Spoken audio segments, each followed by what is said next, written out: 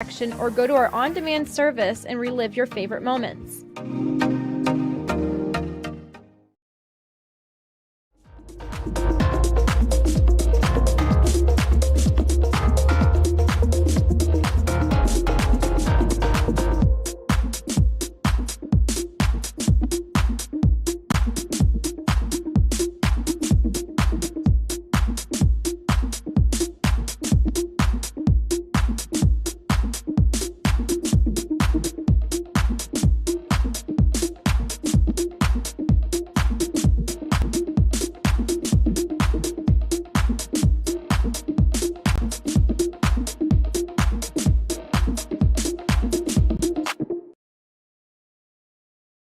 Sports fans, welcome back to Game Time, to pure spirits, to pure sport. Welcome back to high school sports. Fans, I'm IHSA Commissioner Paul Knighty, and I just want to say, welcome back. This is Game Time. This is Indiana high school sports. This is your IHSAA. Hey Indiana, let's clear the air about vaping. Glue, rat poison, paint. We all know these products contain poisons like formaldehyde, arsenic, and lead. And these are just a few of the chemicals you'll find in e-cigarette vapor. Let's clear the air, Indiana. Don't puff this stuff. Visit don'tpuffthisstuff.com to join the fight and spread the word.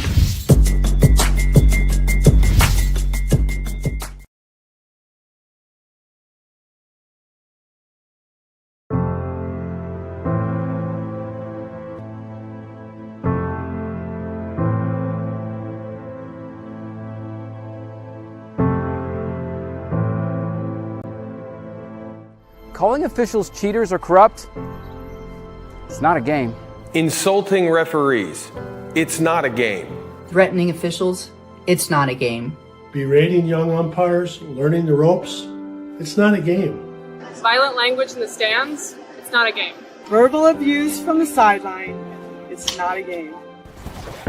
Screaming at a referee in the parking lot, it's not a game.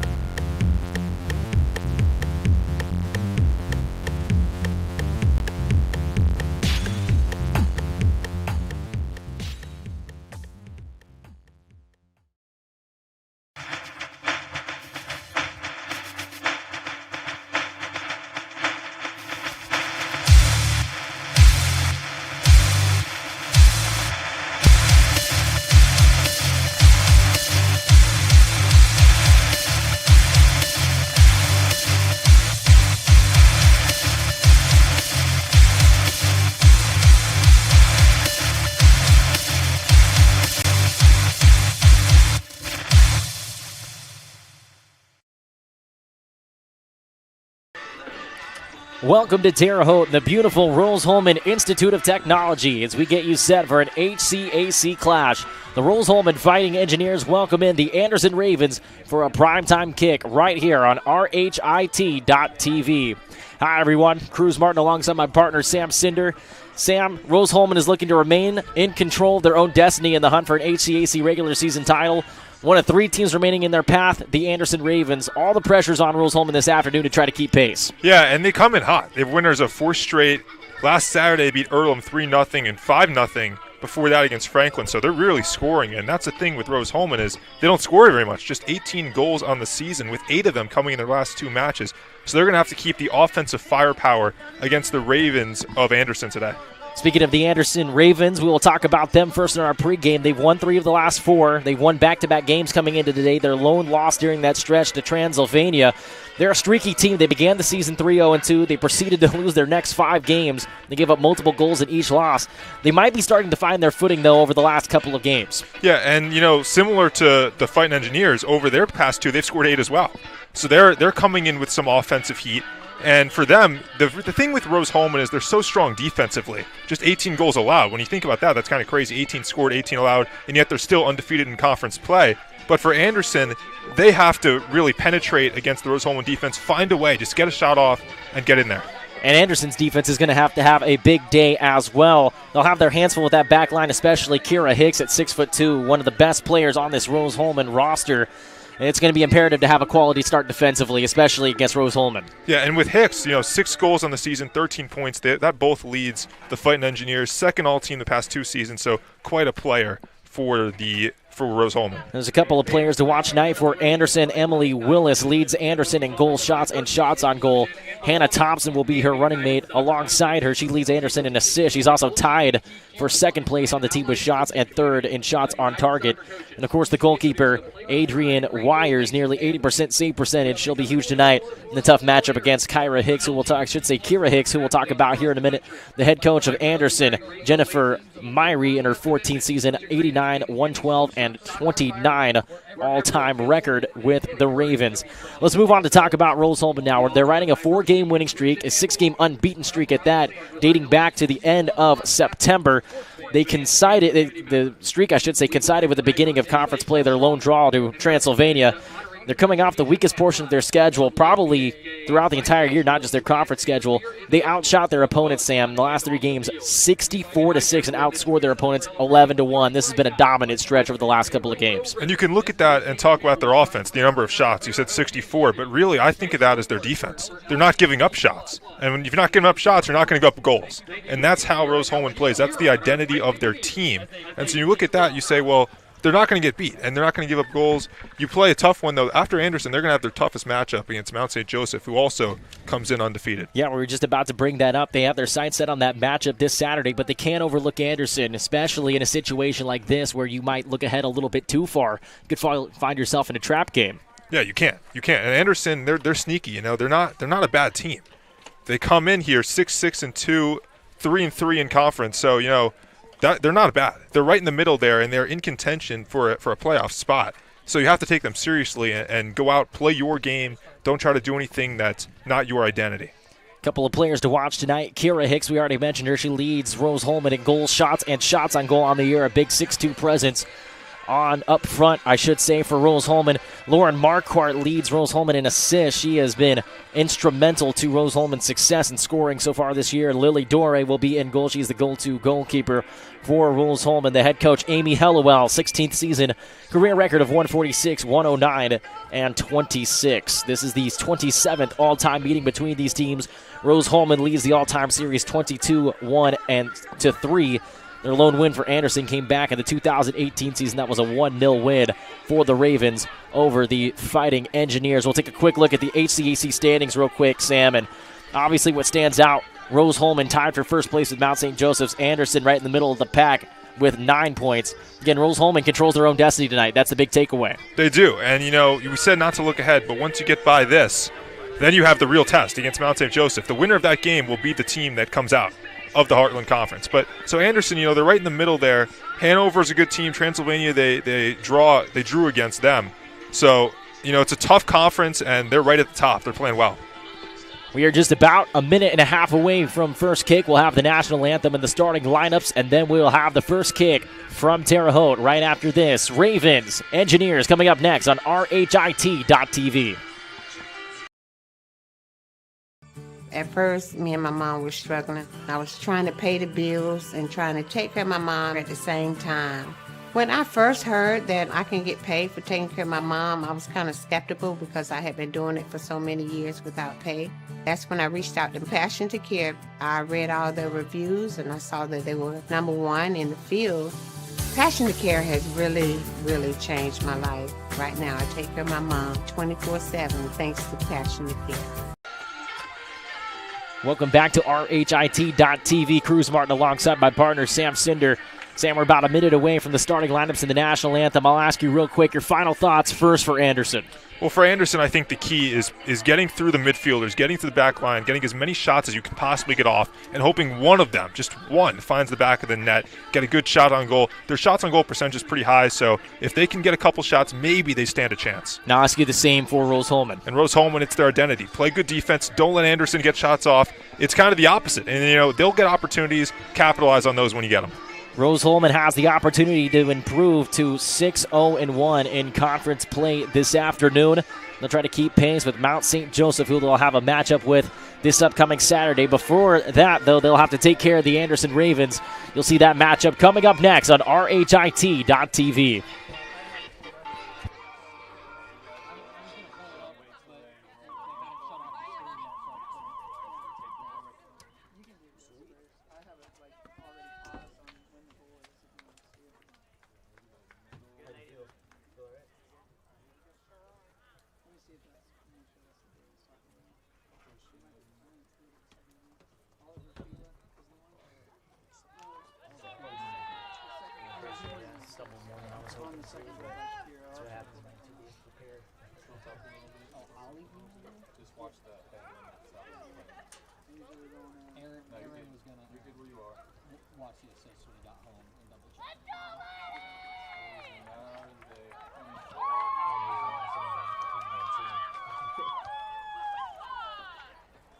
Ladies and gentlemen, welcome to the Rose-Hulman Institute of Technology for tonight's HCAC matchup between the visiting Anderson University Ravens and your Rose-Hulman Fighting Engineer.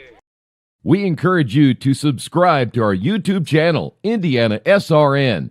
Hit the bell to get notifications for upcoming games and more.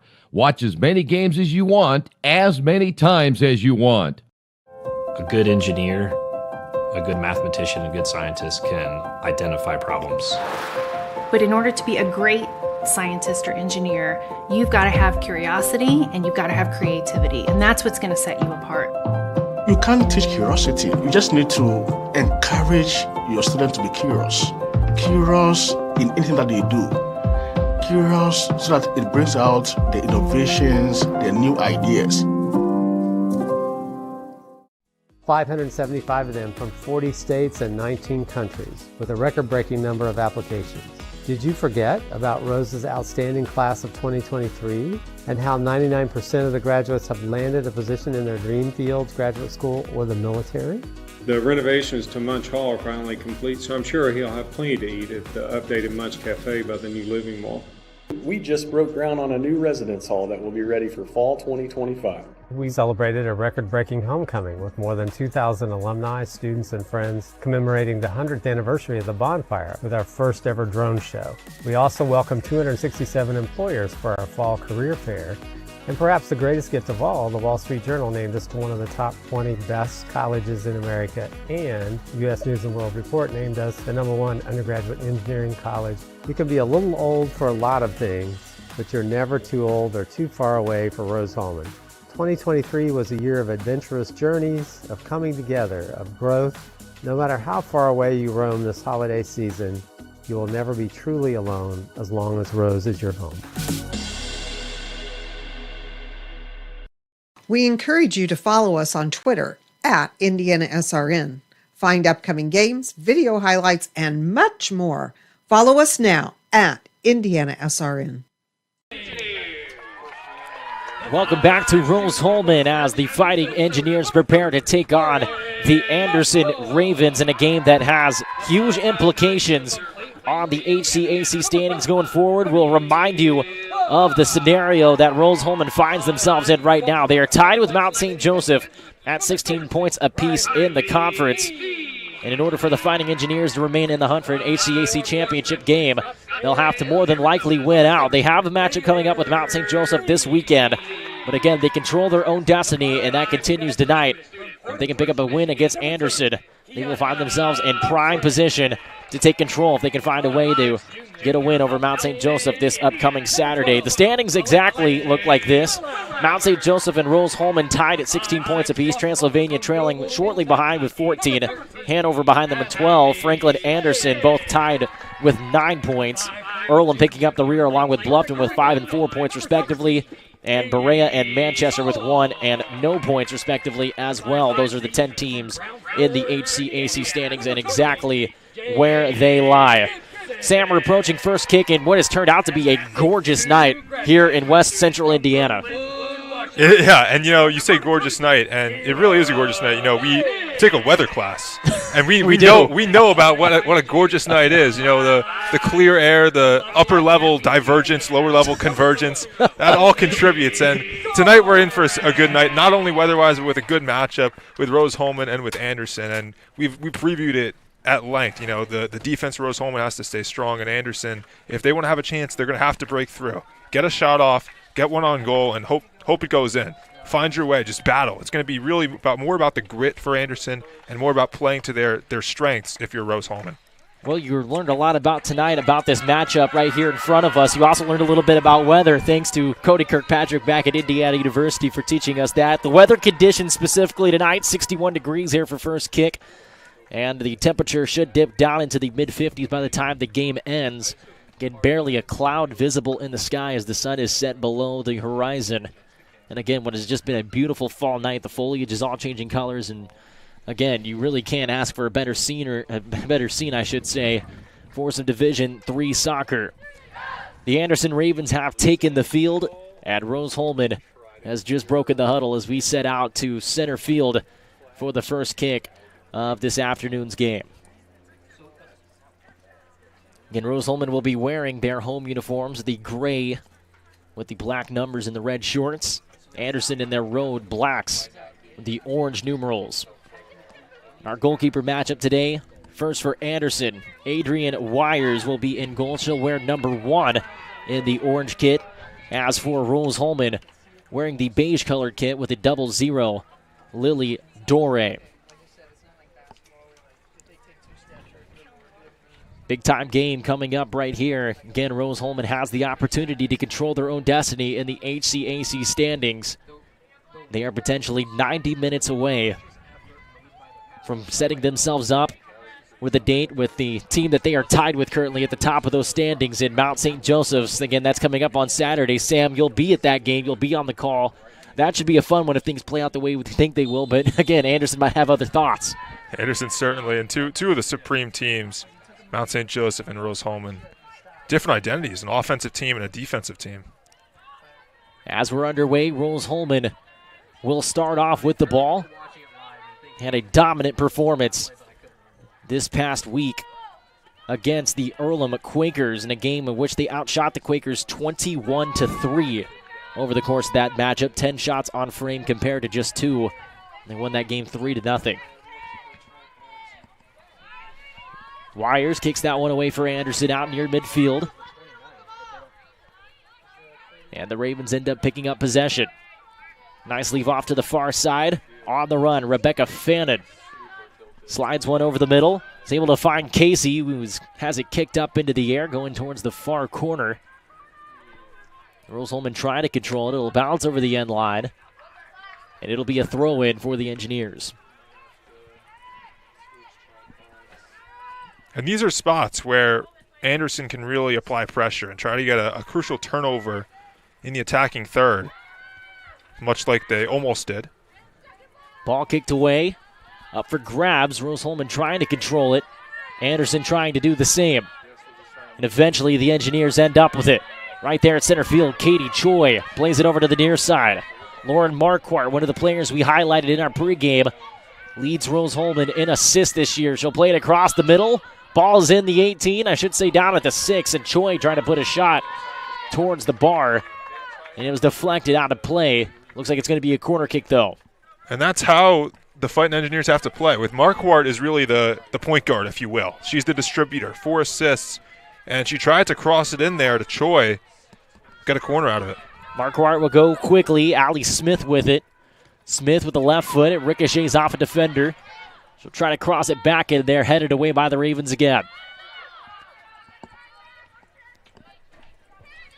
Mill Clark picked it up initially. Now Rose Holman will try to play it forward. Hicks gets her first touch of the day. She's coming off a brace in that game against Earlham. Smith now over the middle, finds Kiana Martin to Marquardt. She has it dispossessed. Ravens with a takeaway. Trying to move it upfield before they lose it again, but they can't do so. Hicks plays it over the middle. Nothing there. Now the Ravens able to move back into the neutral third and trying to turn the corner. Emily Willis. Foul's going to be called out of midfield, and the Ravens are going to get a free kick. Willis a little slow to get up there. It's a good amount of contact. The officials are going to stop the clock and have the trainers come out and look at her. We'll take a quick step aside. 3 minutes in here from Terre Haute on RHIT.TV. If there is one thing wrong in your aircraft, you're gonna fail. Finding the right answer and trying again, that's really what dragged me to aerospace. This is a 3D printed airplane which I made over my freshman year at Rose Holman that can be radio controlled and flown. I saw other people making amazing stuff on 3D printers, and I thought if I combined that art of 3D printing with engineering, I could make something as complex as an airplane. So I got the idea as a sophomore in high school, and I just tried. I did it. I failed a couple times, but it all changed when I came to Rose Holman. I got in touch with Dr. Riley, who is an aerospace and ME professor, who really asked me great questions about the concepts of my design. So pursuing such project as a freshman, it just lets me feel amazing that I have still 3 years to do something much more complex than this, and it will lead me much further.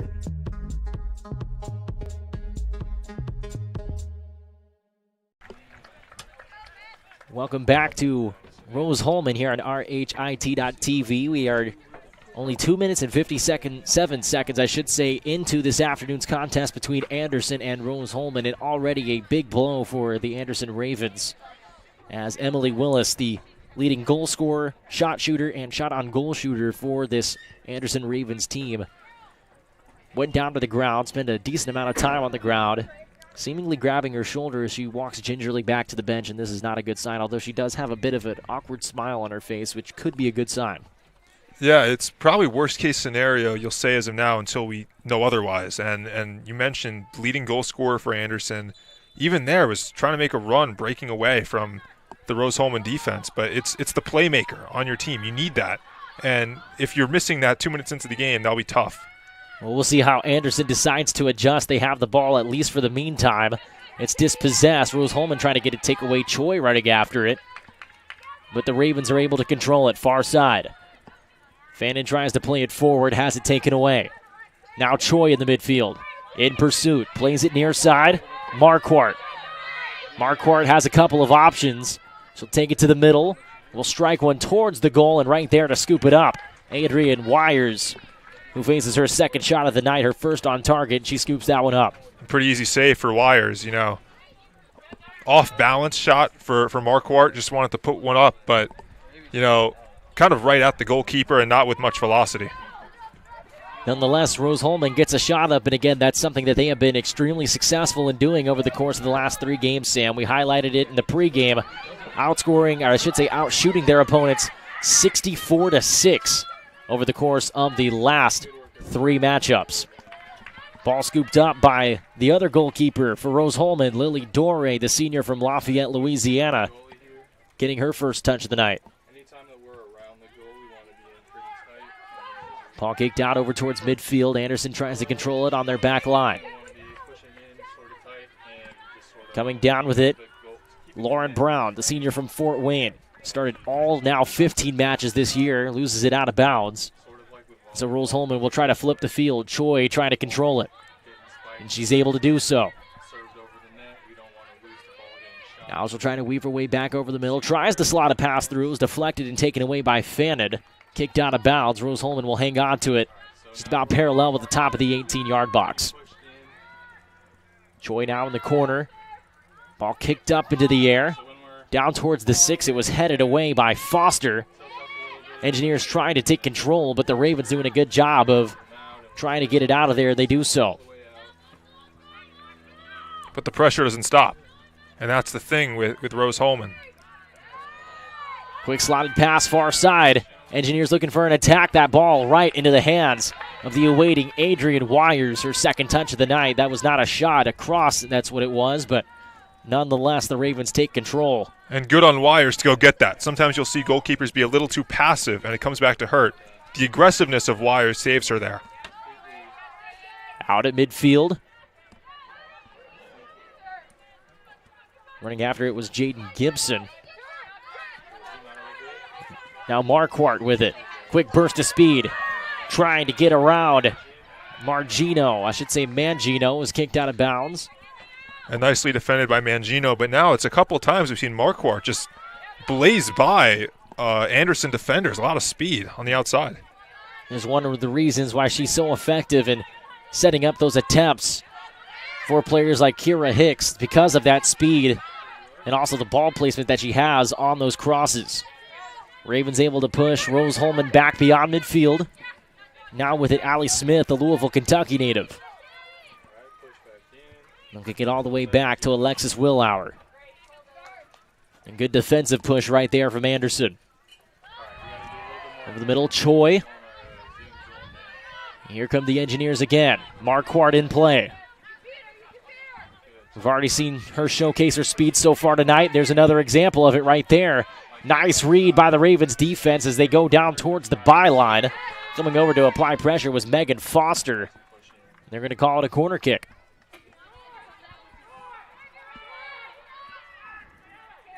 So Marquardt again will march over to the corner. She has Allie Smith short if she needs it. In the air, ball batted up, it's loose. Still there, and it's kicked away by the Ravens. Smith on the rebound, on the ground, and it's snagged, but barely by Adrian Wires. Oh, man. Man, that was a good attack, but Wires is just commands a presence back there. And on the first attempt on the corner, she went out and got it. And you hear the Rose-Hulman bench yelling, "Don't go in too soon." And that's exactly why right there. Give credit to the Rose-Hulman defense for clustering things up right there in the 6. Ravens now with possession. They'll try to slot a pass forward towards Carolyn Hill. She's looking to play it towards Hannah Thompson. They aren't getting very far up the field off the chest of Thompson, and the Ravens still control it. Good job by the Rose-Hulman defense to apply a little bit of a leaded pressure to push them back the other way.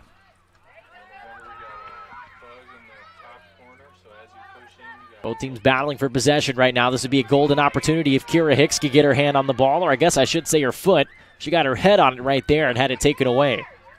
We've kind of been missing Kira Hicks in the first 10 minutes, but trying to find her. Marquardt in control, fires with the left foot, deflected off a defender. She'll try to control it again, and that time it's cleared out by the Ravens defense again. This is a bit of resistance that this Rose-Hulman team has not seen over the course of the last 3 games. And Sam, that can be why some of these matchups can be so hard to do, especially coming off a weak part of your schedule. And also with that big matchup on the horizon against Mount St. Joseph's, trying to readjust to that competition level. You're exactly right. Sometimes weaker competition doesn't let you prepare the way you want. And you see that, like, I'm going to go with an MLB comparison. People complain all the time about the layoff after the season for the bye teams, the 1 and 2 seeds, because they're not playing. They get out of practice. That's the downside to having a weak part of the schedule in the time you need the strength of it. You need to be your strongest. We'll see if Rose-Hulman can adjust, and considering the fact that Rose-Hulman hasn't lost a conference game all season long, the odds are they probably will figure it out at some point, but then again, that doesn't assure a win going forward. And even though we talk they haven't come through yet, it's been 10 minutes. And they've dominated possession. It's been almost all them attacking and just have not found the back of the net yet. Doesn't mean they won't. And you got to give credit to Anderson's defense as well. They have jumped in all of the passing lanes for Rose-Hulman. They really haven't allowed any good opportunities so far, even though Rose-Hulman does lead the shot count 4-0. Ravens take possession on the far side as they continue to slowly move the ball up the field. And part of what makes Rose-Hulman's defense so good is the forward pressure, the pressure in the attacking third on the defenders of Anderson. They don't even get down to midfield and past that. Ball goes off of the foot of Carolyn Hill. It'll be a quick throw in. Smith gets it in over the head of Hicks. That's hard to get it over the head of Hicks. Exactly. It's 6'2". Bit of a monumental task, but she was able to manage it nonetheless. Nice jump in the passing lane by the Ravens defense. Again, that time it was Megan Foster who was able to clog up the lane. And that's going to go off the hand of what looks to be Kiana Martin for Rose-Hulman. And no, they're going to call a foul, actually. So foul's going to be called on the Ravens. So the Fighting Engineers will get it back. To the Rose-Hulman back line now. Alexis Willauer plays it forward. Hicks right there in the middle. Now Marquardt, the dangerous one. Quick burst of speed as we've seen already so far tonight. But again, the Anderson defense able to keep them in check.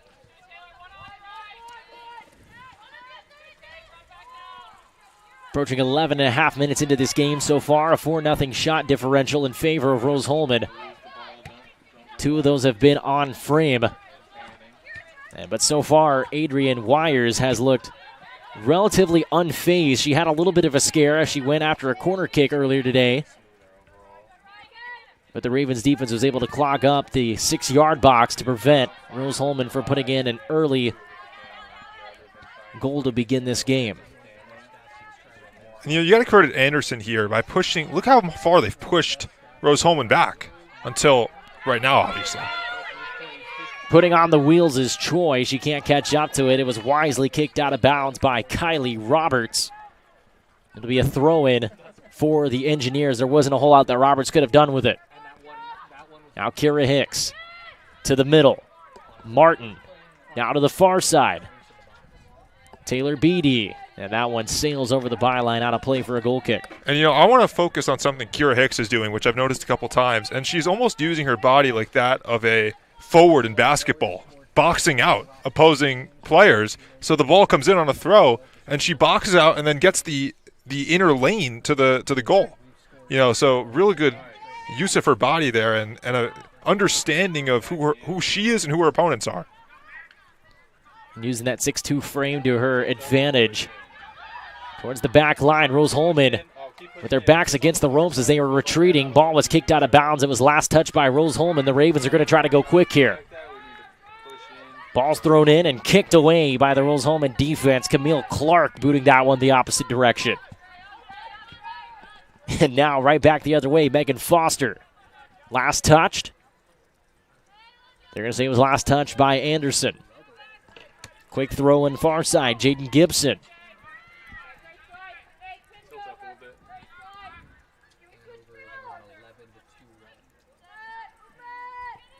Engineers a little bit more patient on this throw in. Though they throw it right back to the Ravens defense.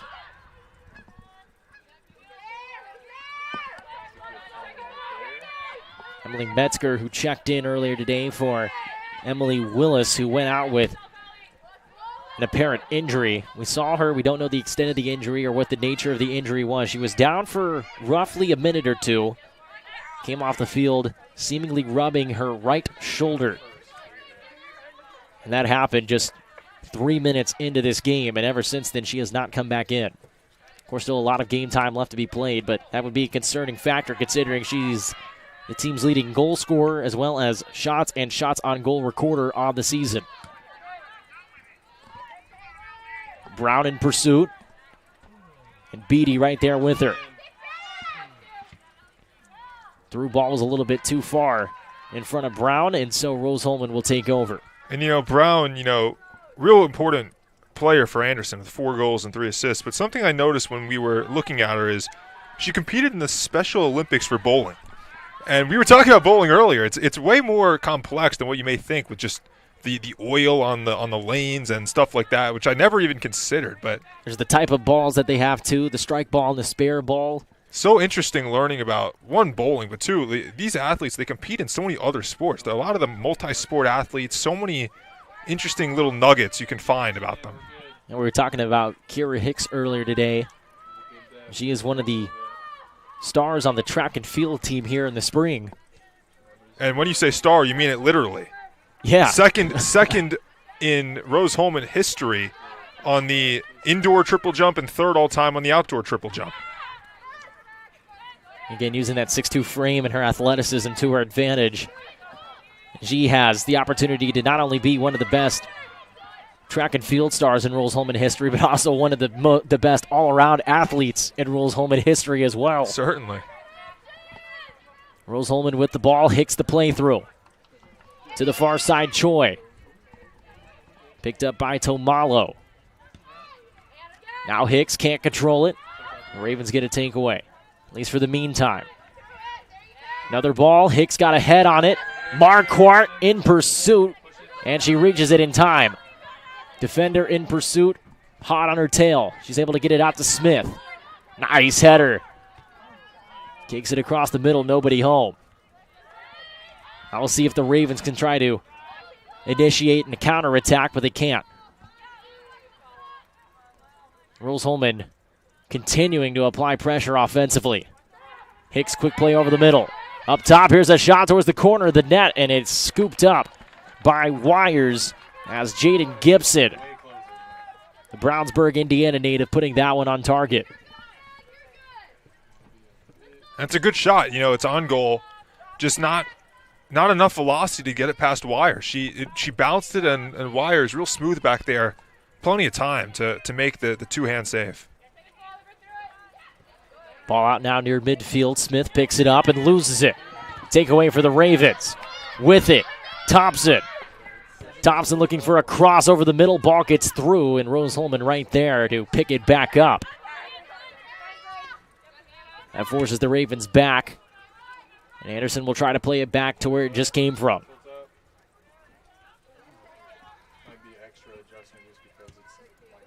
Engineers trying to get it back across midfield. Hicks. Now to Smith. Again, Marquardt right in front of us to our left. Burst of speed. Right there.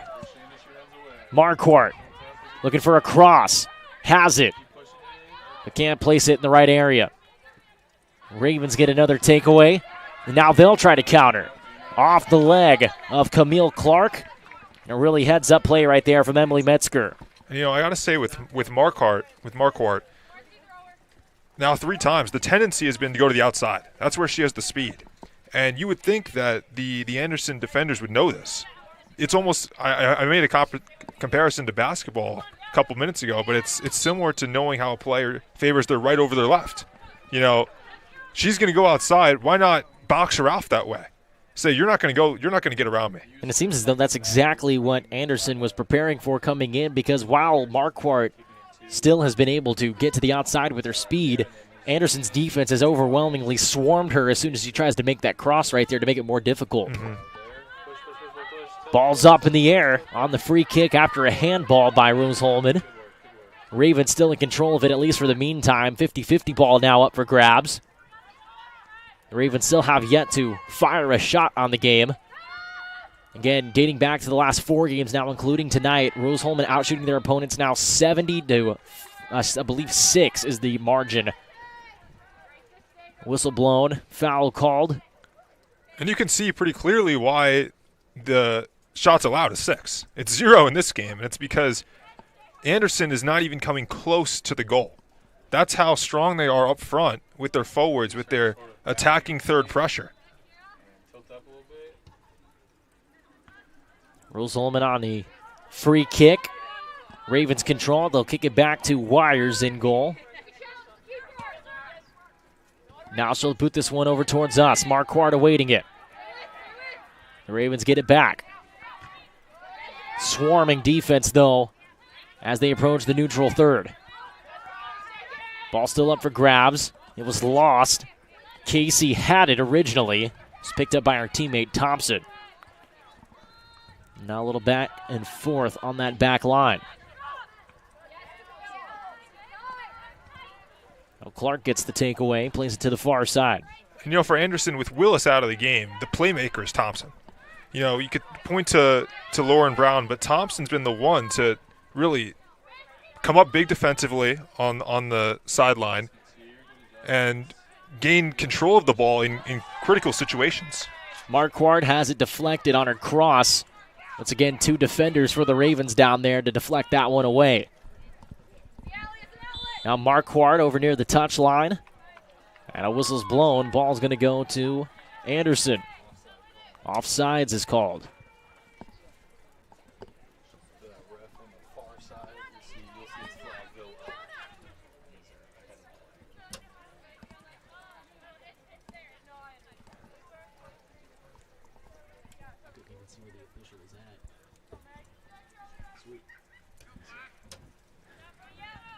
So free kick coming up for Anderson. Smith right there to get ahead on it. And Rose-Hulman has dominated the attacking numbers so far today. The Ravens, while they have put pressure on the Rose-Hulman defense, haven't been able to get anything tangible going towards the net. This could be an opportunity right here, though. Nice ball through the middle. Hill picked it up initially, still fighting for it. Is able to get rid of it, but nobody's there to answer the call.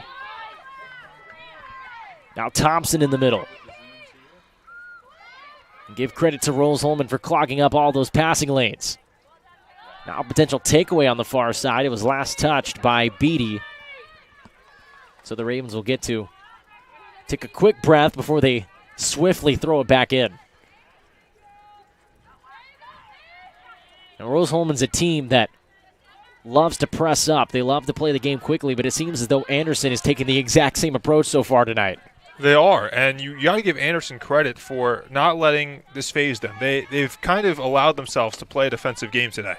They're not going to really get by so far, but they're saying, hey, if we're not going to get by, you're not getting by either. Casey on the break. Nice play back. She might have something that she could turn that corner, but she can't. She'll get it back, though. That Rose-Hulman defense swarming all over her. Finally, the Ravens get a shot in the direction of the goalkeeper. And Lily Dore right there to pick it up, the first shot of the day for Anderson. And so we've seen what the engineer defense looks like with the forwards and the midfielders, but now we just saw what it looks like with the defenders. Just as good or better.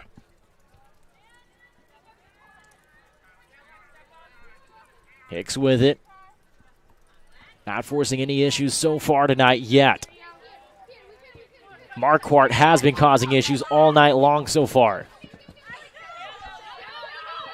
Long ball ahead.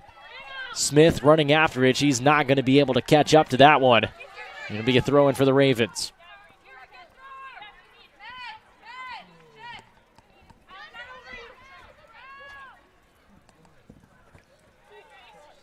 On the throw-in. Ravens trying to push Rose-Hulman back, and they do. Lily Dore will get a touch at it. Dore last season, all HCC second team, 6th all-time in Rose-Hulman history in shutouts.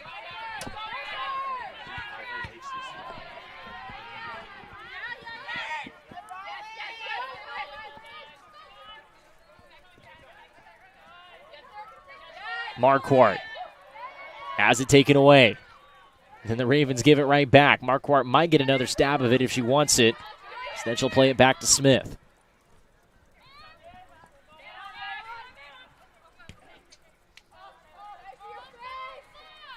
Ravens defense still putting up a fight. And can they sustain this for the course of a 90-minute game, though? That will be the big question. As Rose-Hulman keeps pushing that envelope. They've had a couple of opportunities so far tonight. The Ravens have not conceded. Thompson there to kick it upfield. Here come the Ravens. They'll try to play a through ball right here. In pursuit, Alex Willauer will chase that one down and kick it out of play. Throw in far side.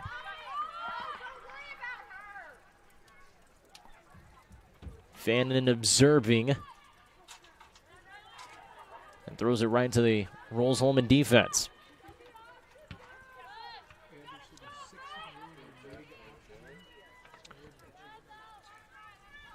And, you know, Cruz, we've talked about the defensive nature of Rose-Hulman, slightly more offensive nature of Anderson, although today having to play more defensively. But to put that in perspective with a stat, Rose-Hulman, when they score just one goal, just one in the game, 6-0-1. For Anderson, they kind of have to score 2 to win. They're 6-0-1 when they score 2, 3 losses with just 1 goal. Something to keep an eye out on as the night progresses. As of right now, still a scoreless game. Shot differential in favor of Rose-Hulman, 6-1. That could change right here with the Ravens. They could have an opportunity on a run out. Smith right there to slow down the progression upfield for the Ravens. Nonetheless, a good throw in.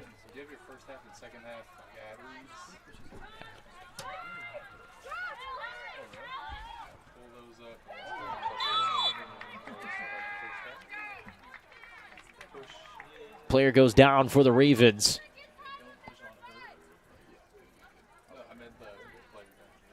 This would potentially be the second injury tonight. And the clock's going to stop. Trainers are going to have to come back out.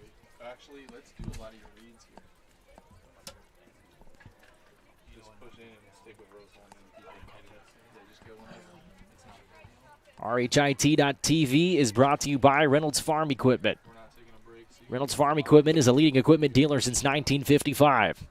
Passion to care, delivering care with more than 24 years of experience. Boilermaker Local 374. Boilermaker Local 374 represents highly skilled, highly motivated workers in field construction and metal fabrication throughout the state of Indiana. Wheeler Mission. For over 125 years, Wheeler Mission has been a pillar in the Indianapolis community. Burtner Electric, your trusted electrician partner since 1986. The Morales Group. We're in business to create a better future for you and your family. Northwestern Mutual, inspiring people to repeatedly take action on their financial goals. Indiana Laborers District Council, the 12,000 Hoosier men and women with the Laborers District Council and affiliated local unions that build Indiana. We are LeUna. And by the IndianaSRN sports page. Follow the sports page every day with updated news from coast to coast.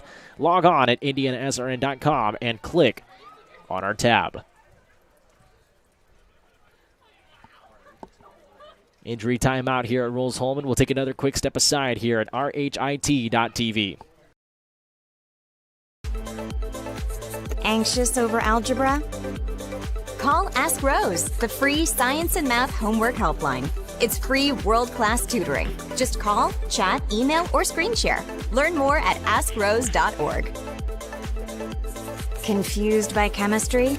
Call Ask Rose, the free science and math homework helpline. It's free world-class tutoring. Just call, chat, email, or screen share. Learn more at AskRose.org. Welcome back to Terre Haute and Rose-Hulman Institute of Technology here on RHIT.TV. As the Anderson Ravens and Rose-Hulman duke it out here on the pitch. It'll be a free kick after the injury timeout. The second injury already for this Anderson team as Lily Casey will walk back over to the bench, apparently clutching her abdomen as she walks in front of us. Nonetheless, an opportunity for Anderson. Here's the kick, and it is punched out by Dore. Ball still alive. Ravens trying to take control. Hicks trying to make sure that doesn't happen. She kicks it away. Ravens able to control, at least initially. Try to turn the corner. Smith right there to deflect it away. And now here comes Marquardt. Marquardt tries to play it over the middle. It's intercepted, at least initially.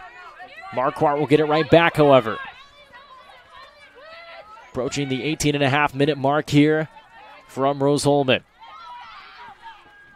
Speed on the far side. Nice run by Rebecca Fannin. Turning on the Jets. Plays it over the middle. She'll get it back right here. This could be an opportunity.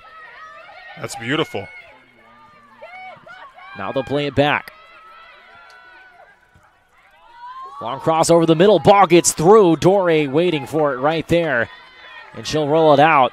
That's about as cohesive as Anderson has looked all night so far, Sam. It sure is. And you go back to the free kick where it was a real good attempt, and Dore with the nice block to prevent that. And then even still after that, you get a nice sequence of plays from Anderson, a nice goal-scoring opportunity as Natalie Hay comes on for the injury that we saw to Casey. And that's two now really key players for Anderson that are injured. They've combined for 8 goals on the season. Keep in mind, Anderson with 26, so nearly a third of their goal-scoring production has been taken away in this game. Yeah, we mentioned Emily Willis, the leading goal scorer, shot shooter, and shot on target shooter for this Ravens team, going out in the early moments of this game, the first 3 minutes, as a matter of fact. And now Lily Casey, who has scored 2 goals in the last 4 games, going out with an injury just a couple of moments ago. So a couple of key offensive weapons for this Ravens team going out due to injury. Under 17 minutes to go here in the first half, still no score. While Rose-Hulman has had a huge shot discrepancy over the course of the last 3 games against their opponents, this one a little bit more mediocre in terms of their advantage at only 6-2. A far cry from what we've seen in their last 3 matchups.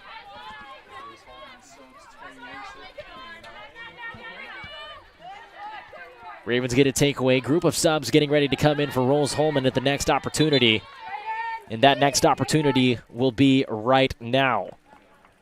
Sydney Schuler, second leading goal scorer, onto the game, as well as Stacia Brooks and Emma Johns checking on for the first time, as well as Kiana Martin, Katie Choi, and Jaden Gibson will all take a seat for the first time tonight. And Cruz, I'm glad you mentioned Schuler. That's the big one that I took note of. You mentioned second leading goal scorer with 4 of them.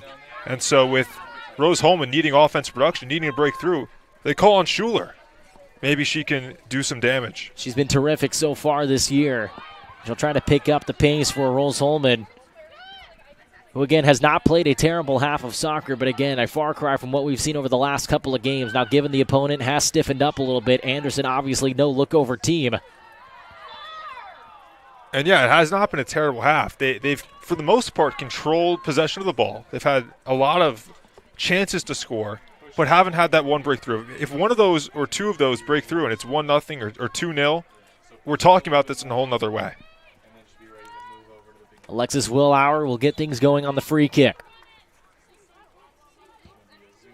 Up in the air, and it's right into the hands of Adrian Wires in goal. 2 more substitutions getting ready to check in for Anderson, as Riley Schultz and Kendall Ferguson prepare to enter the game. Under 15 minutes to go here in the first half from Rose-Hulman. Still a scoreless game, and what has been a competitive game so far up to this point as well. Certainly, and again, Rose-Hulman has, for the most part, dominated possession, but you can't discount Anderson's defensive approach. They've withstood, and they've had a couple runs of their own. Now, not too many goal-scoring opportunities, just 2 shots, but still, you have to give them a ton of credit for staying in this game, keeping this 0-0. Well, nonetheless, I mean, we talked about it early on as the substitutions now, and Ferguson and Schultz will come into the game, and Hill will take a step aside, as well as Lauren Brown will take a seat as well. Sam, we talked about it in the pregame, though. You just brought up the defensive effort that's been put forward by this Ravens squad, and that's something we highlighted in the beginning of the game. That was something that they were going to have in order to have a chance at pulling off a major upset on the road, and so far they've held up their end of the bargain. Yeah, and I pointed to their offense, saying they're going to have to score to keep this competitive because of how good the Rose-Hulman defense is, but really, and you mentioned this, it's more about their defensive effort. Hey, if we're not going to score, you're not going to score either. And so far, they have done a terrific job so far. Not to say that Rose-Hulman hasn't done a terrific job of creating opportunities as well, especially on this near sideline with Marquardt, as she has done all season long. Under 13.5 to go. Metzger chases it down. Smith able to kick it back the other way. Hicks awaiting on it. Hicks with a burst of speed at 6'2", plays it over the middle. Now Hicks with it again. There's an opening. Marquardt. Rose-Hulman with an opportunity.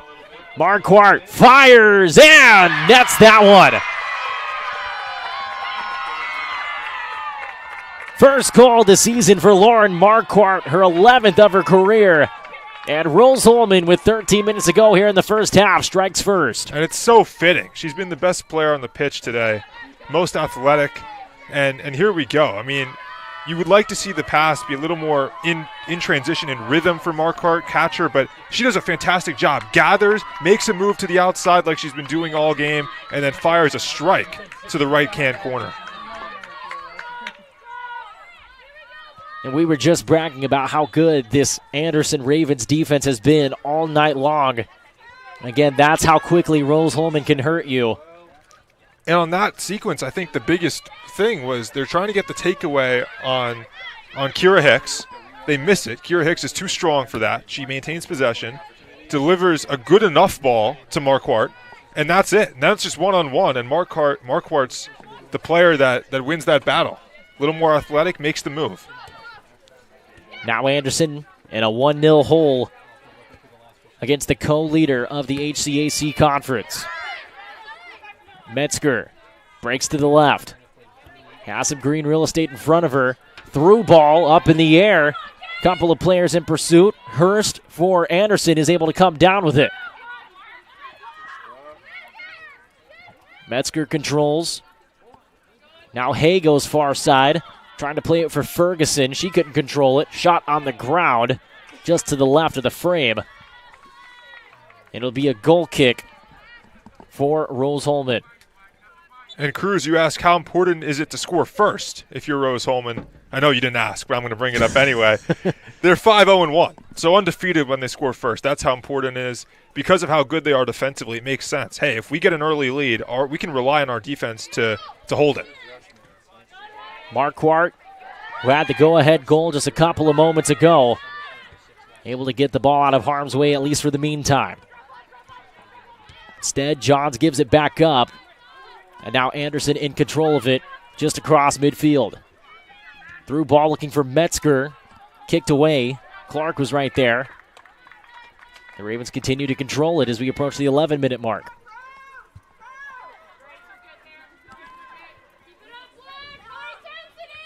Quick throw and booted away. Beatty.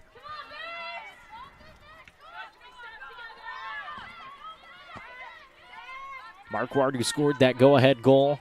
Two-time All-HCAC the past 2 years. First team back in 2022. Second team a season ago. That goal that she scored earlier tonight broke the longest streak of her career without a goal that spanned 20 games coming into tonight. She's been providing in other ways.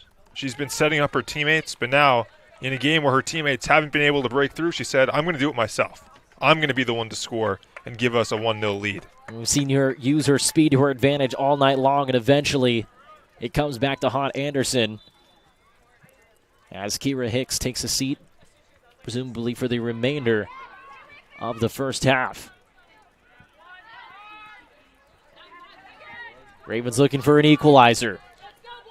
And keep an eye on Alex Adams, number 14, that just came in the game. She's been an offensive weapon that they like to go to off the bench. Now, she doesn't start. She hasn't started the game this season, but second most shots on the team with 25.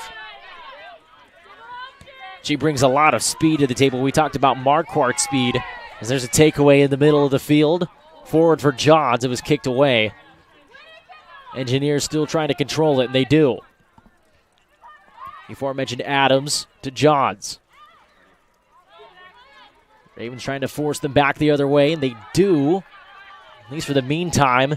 Instead, now Rose-Hulman in control of it again, falling right on top of it. Wires once again.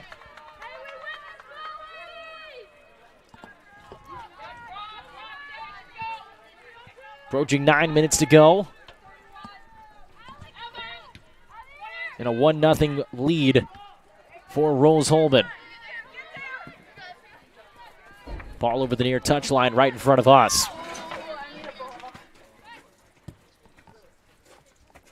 Hallie Smith doesn't get very far before she realizes she needs another ball.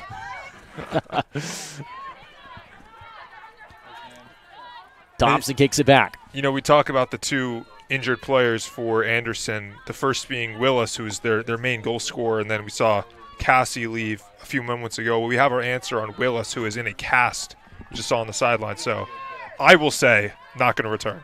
I would say that's probably a good assumption. Of course, we hope the best for her. And you hate to see, you know it's a part of the game, but again, you hate to see any athlete go down with an injury. And so we'll see how Anderson will adjust to that turmoil. Smith back to the middle for Clark. Anderson continues to push on the defensive side of things.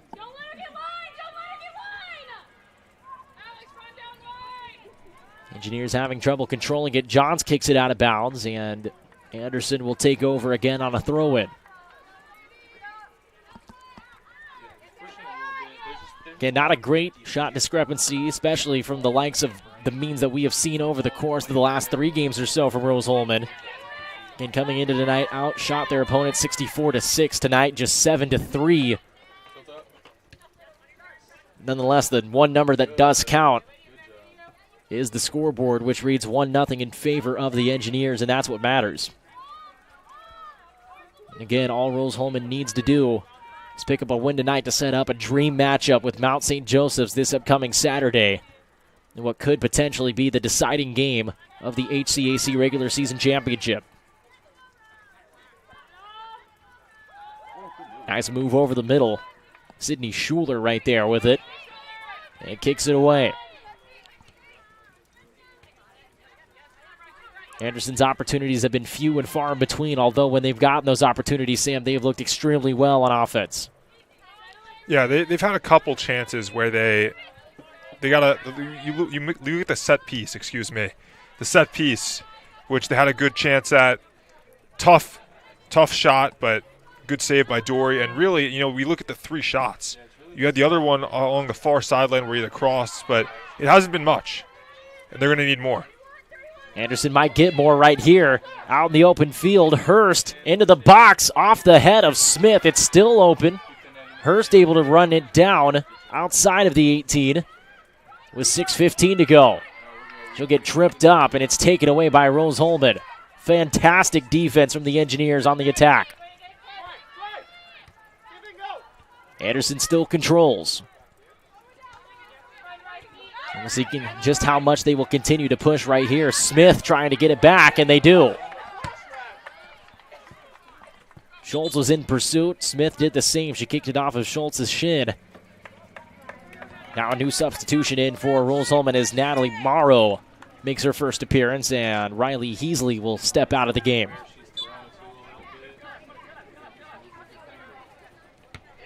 Throwing off the shoulder of Foster. And Smith Rainbow kicks that one back into play.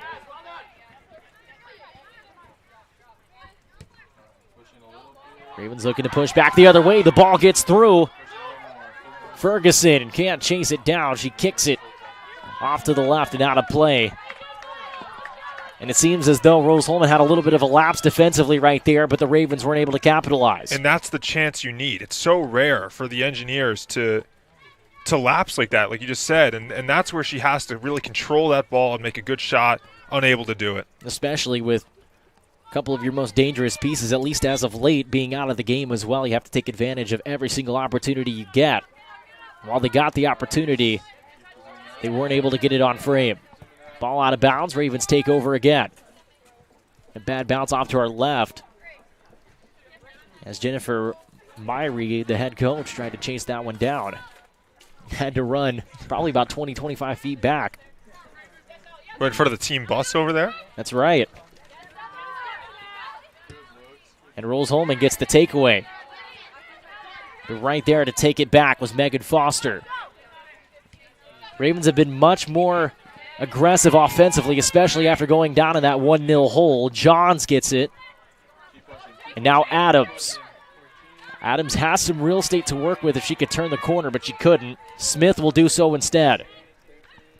Johns doesn't get a good touch on it, can't play it through. The Ravens able to recover defensively and are able to play it back. Metziger trying to chase it down, but instead Clark ends up with it. And Cruz, a question I would ask is, for Rose-Hulman, how aggressive are you right here?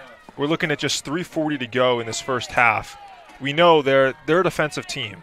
Now, are you going to play for the 1-0 score? Or are you going to say, you know what, we can take risks, even though we trust our back line, we trust our forward pressure, and we feel comfortable enough being aggressive and extending this to 2, 3, And that's a debate for every team when they go up 1-0, but for Rose-Hulman, and as we've seen, I think they feel very comfortable being aggressive.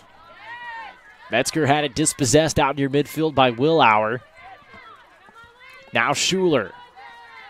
has it taken away as we approach 3 minutes to go here in the first half. Anderson trying to move the ball up the field. It rolls over the touchline. It'll be a throw-in for the Engineers, who have a 1-0 lead as we are under 3 minutes to go here in the first half from Terre Haute.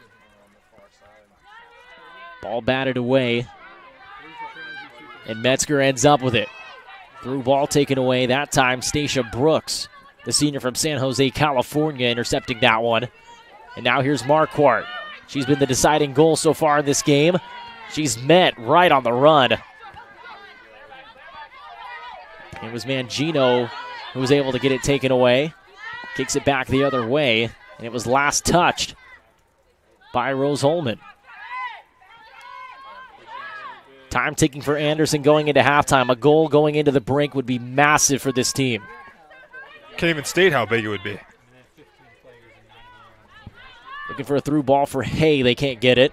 Big boot right there from Allie Smith back across midfield. There to control it was Kylie Roberts. Under 2 minutes to go. Through ball in a battle between two nines on the opposite side. Sydney Schuler and Rebecca Fannin battling for it. And Fannin via the ball over the touchline, able to win that battle. And it's tough for Anderson to be aggressive because of how defensive Rose Holman is, but this is probably the most aggressive we've seen them with just over 1:30 in this first half. Ball goes over the byline. Now this is a corner kick coming up for the Ravens, and a golden opportunity for Anderson to potentially notch this game up. Far side, ball up in the air, and plucked out of the air by Lily Dore. And she's been impressive. You know, not too many opportunities for her as a goalkeeper because her defense doesn't let there be too many opportunities. But when there has, you think about the set piece, think about that corner there. She's done what she's has to do. She goes out, is aggressive, attacks the ball, isn't passive, doesn't let the ball play her. She plays the ball. Anderson able to get the ball back. They might have another opportunity before the halftime break. We'll see what they can muster up here.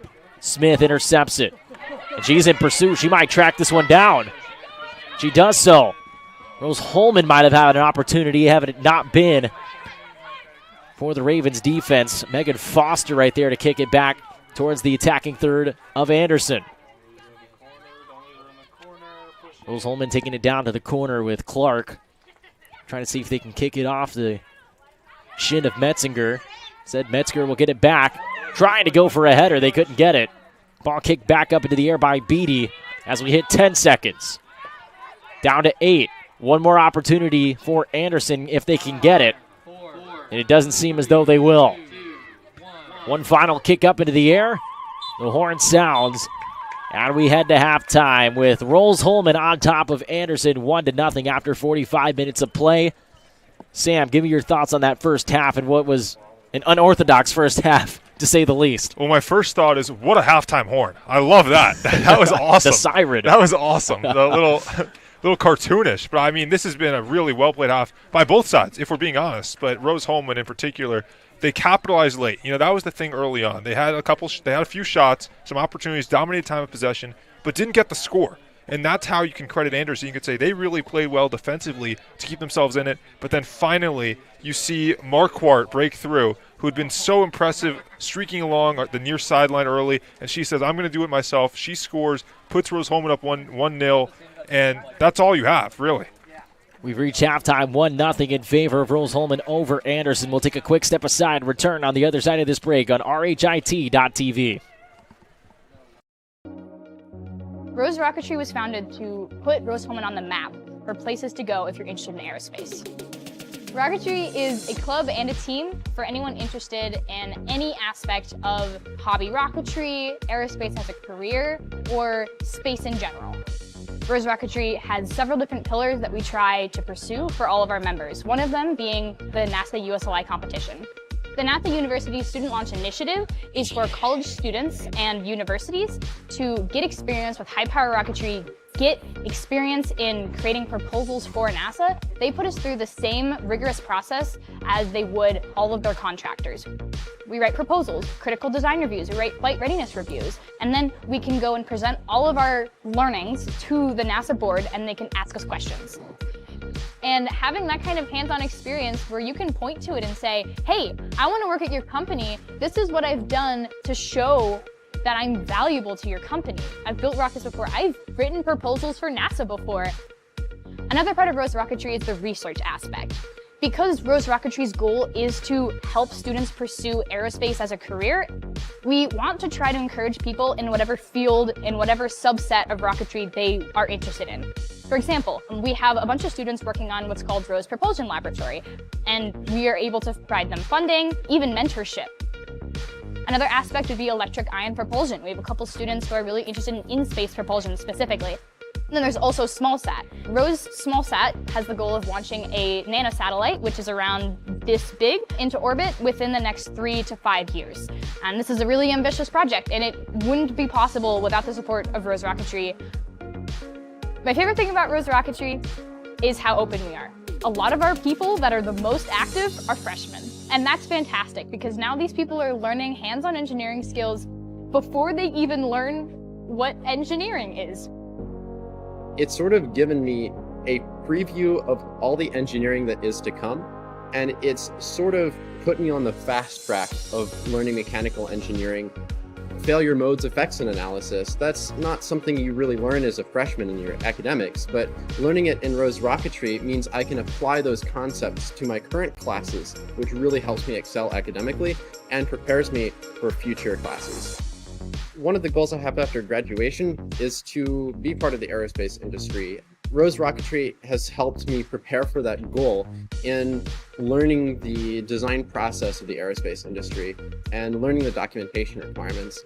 And it's also given me the opportunity to step into a lot of design areas and a lot of manufacturing areas that I haven't been exposed to before. And I think Rose Rocketry provides that really collaborative and friendly atmosphere. We really learn to work with each other, especially across multiple majors. What's special about Rose is the ability to really get involved. If you have that initiative, you can pursue it. And I think that's exemplified by how joining this team as a freshman, I was able to be elected the vice president.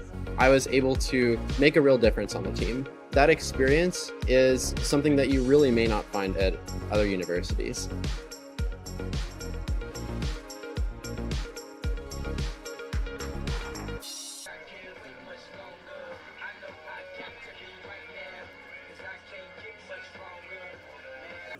Like they have that, but then for the players, like when they home run, in the dugout they have like hoses that they only.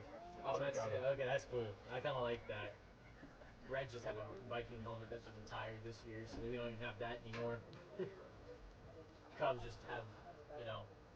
I remember the fans. Reds. The Reds Viking helmet. And what else? What other ones I like? I don't know. I can't think of too many other ones. When I was high, it was on the Angels. I liked it. It was like a Japanese helmet. Oh, they had one of those. It was like a big dragon head. That's kind of cool. I can't think of any other ones. His jacket. Who would you have a jacket? Yeah, yeah, just okay. And big maple leaf. Although the Tigers they throw like raw beef. It's like big sausage. They have a giant sausage. Do they really? Yeah. That's the most. That's the twins. Oh, the twins. That's the most true thing I've ever heard. The man who's asked how we usually calls me like. If that works and someone gets injured because of that, it's like. Yeah, no kidding.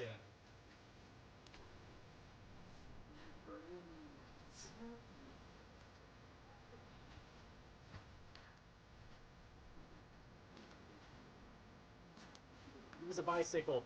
Yeah. In my leather shoes.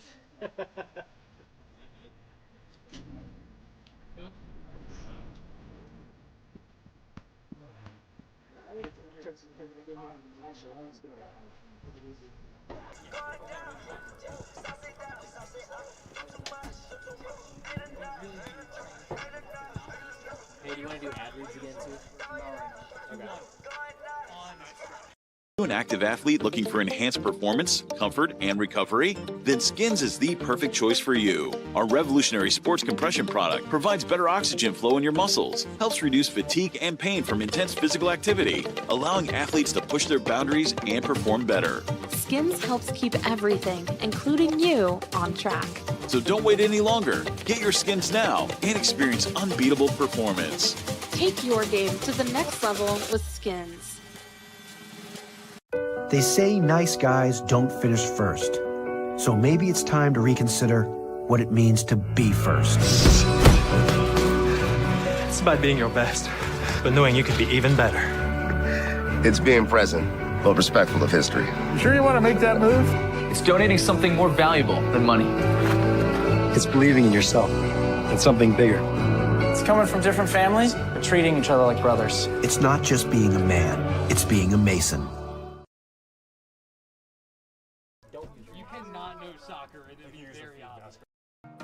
So I started working on Babcock Ranch 16 years ago. We designed a sustainable community that is also storm resilient, and also it has a ton of flood control associated with it. It has 75 megawatt solar facilities on site, which will cover the entire 18,000 acre community. In September of 2022, we had Hurricane Ian. We had 150 miles an hour sustained winds for about 10 hours and 21 inches of rain. Babcock really had little to no damage at all. We were the only place in a 2-county area that had any electric or any available drinking water that did not need to be boiled. And Rose really prepares you to go out, think outside the box, and problem solve. And I think for any major at Rose-Hulman, that's what you're getting. You have the ability to go out and create something new and innovate and change the way that we live as humans today.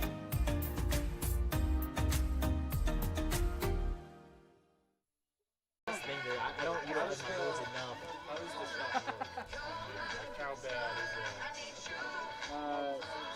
15 degrees, 20 degrees.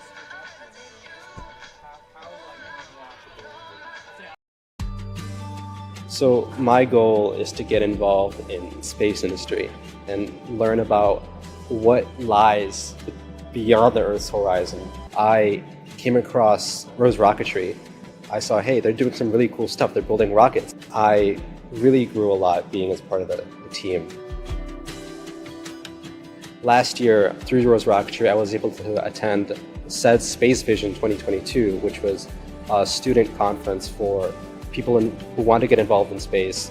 And I was able to go to Washington, D.C. and talk to so many people within the space industry who come together and say, this is what the next goals for space are.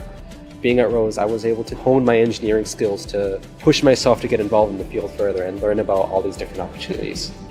And I don't think I would have really gotten that at a bigger university.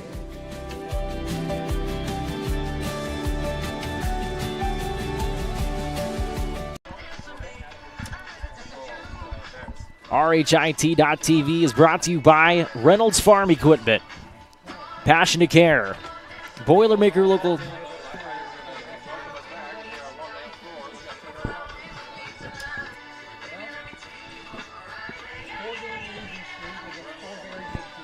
RHIT.TV is brought to you by Reynolds Farm Equipment, Passion to Care, Boilermaker Local 374,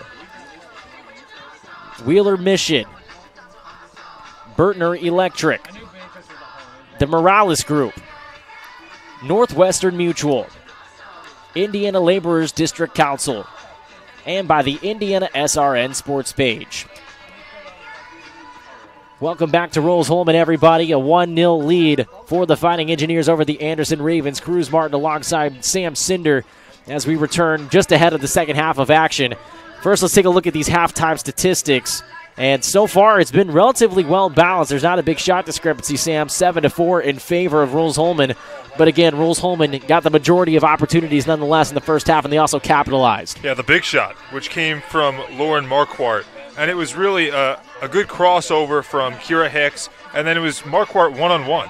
And the better player made the better play. And she got by the last defender one-on-one with the goalkeeper, and an excellent, hard-struck shot into the bottom right quarter of the net, in there for a 1-0 lead.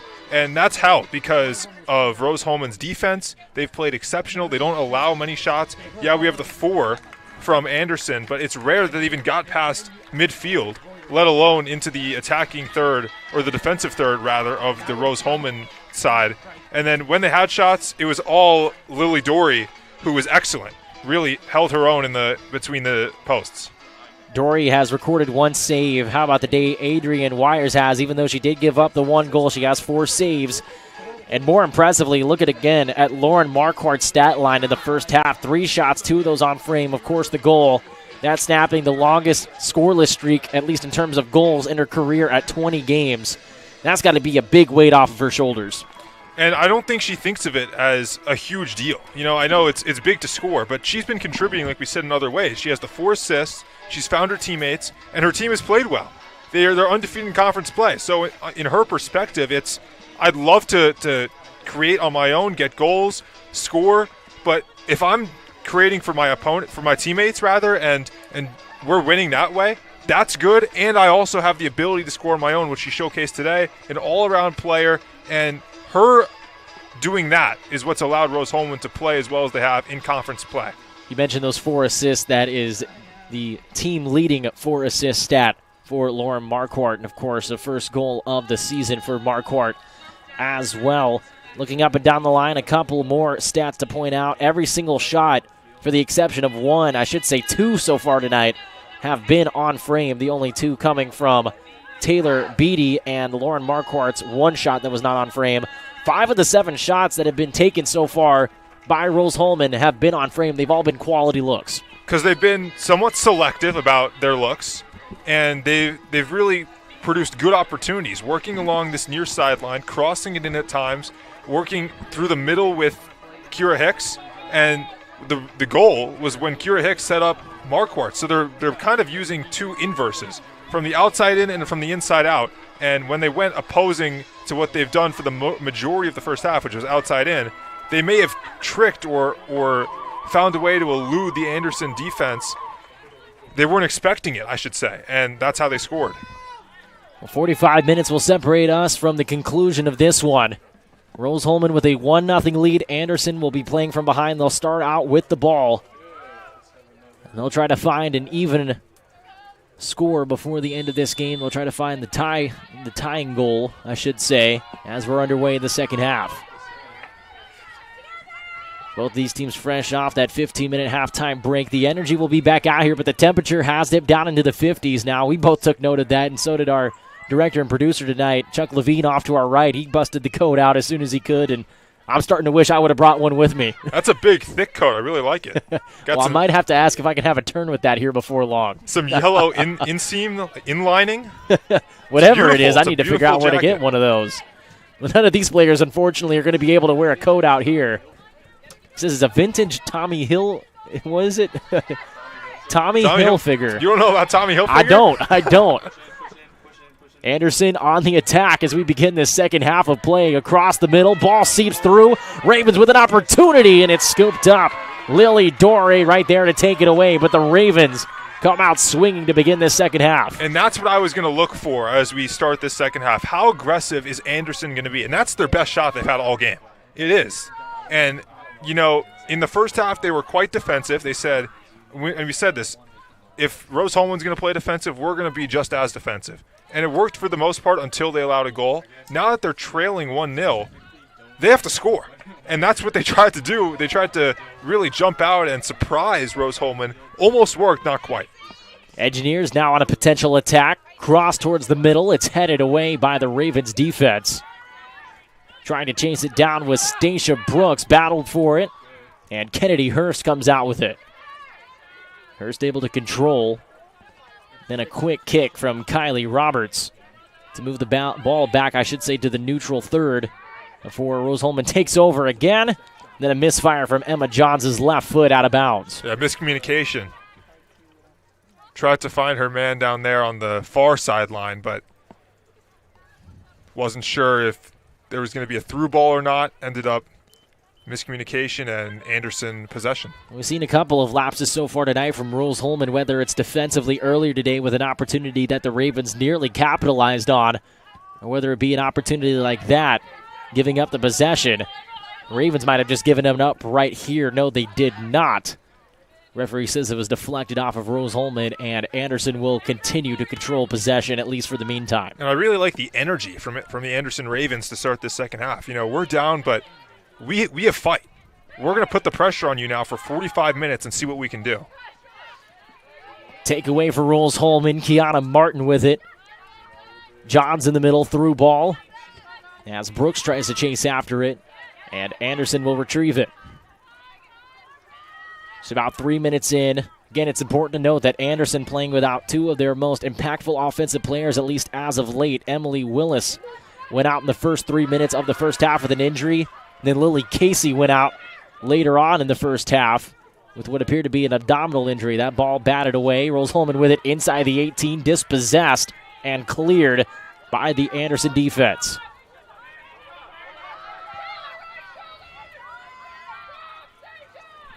Ball kicked out of bounds and will stay with Anderson. And a nice defensive stand for the Ravens. They came out swinging. They were able to get a shot on target. And now they're able to take the ball away from Rose-Hulman as they got into their own 18. And something we were looking for was the shot discrepancy. And it hasn't been there. We're now at 7-5. And for Rose-Hulman, they have completely outshot opponents the past 3 games or so. And today, again, 7-5, not the case. So you got to give a ton of credit to Anderson. They have been every sense of the word in this match. And again, a 1-0 lead can evaporate with one kick of the foot. That kick of the foot coming from Foster, trying to get it across midfield. And Rose-Hulman controls on the far side with Allie Smith. Now Brooks has to play it back.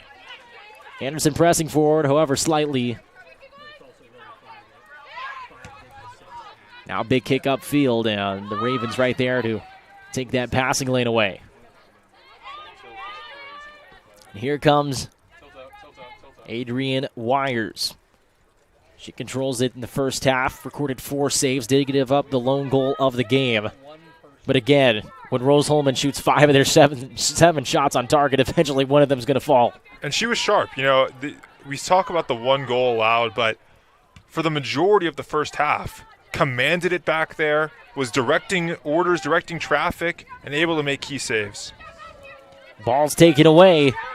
Fannin on the run, tries to play it over the middle. The pursuit is slowed up just a little bit. They'll try to start it up again, and it gets through. Fannin into the box, has an opportunity, goes up top and puts it in. Rebecca Fannin, her first goal of her career with Anderson, and the Ravens have notched this game up at 1 apiece with under 40 minutes to go here in the second half. And it's a tremendous through ball that sets it up. There's the finish from Fannin, and it's over the head of Dory. Really good spot there, just right over her head. She couldn't get it, but the through ball is what sets it up. And it wasn't offsides. There were 2 of them down there, 2 Ravens that were past the back line of the Rose-Hulman defense, and it was really just make a shot. You're going to have an unbelievable opportunity there. And Fannin does not miss. And right before that goal, I was actually going to bring up, and it's ironic now that the goal happened, so I look like I'm just saying it anyway. I was going to say Fannin looks really impressive. A ton of speed. She's a defender. She's back on the back line. And she's shown a ton of speed, a ton of effort, and she's the one that seeps through. Only her 3rd shot on frame in her career. And she nets that one, and we just talked about it, Sam. All it takes is 1 kick of the foot, and that was it right there. Fannin notches this game up at 1 apiece. And now all of a sudden, the pressure goes back onto Rose-Hulman. And that's why Wires and the Anderson defense deserve so much credit for keeping them in it. It was 0-0 for the majority of the first half. They let one up, and their attitude was so what? They came out aggressive in the second half, and it was so what, because now the game's tied. 39 minutes will separate ourselves from the conclusion of this game. And coming into the second half, Rose-Hulman was all they had to do was keep Anderson off the board. I say it like it's an easy task. Of course, as you can see, it is not an easy task. Nonetheless, now all the pressure's on them because even if they walk out of here with a draw, that takes the control of the HCAC regular season championship out of their hands and into the hands of Mount St. Joseph's. Of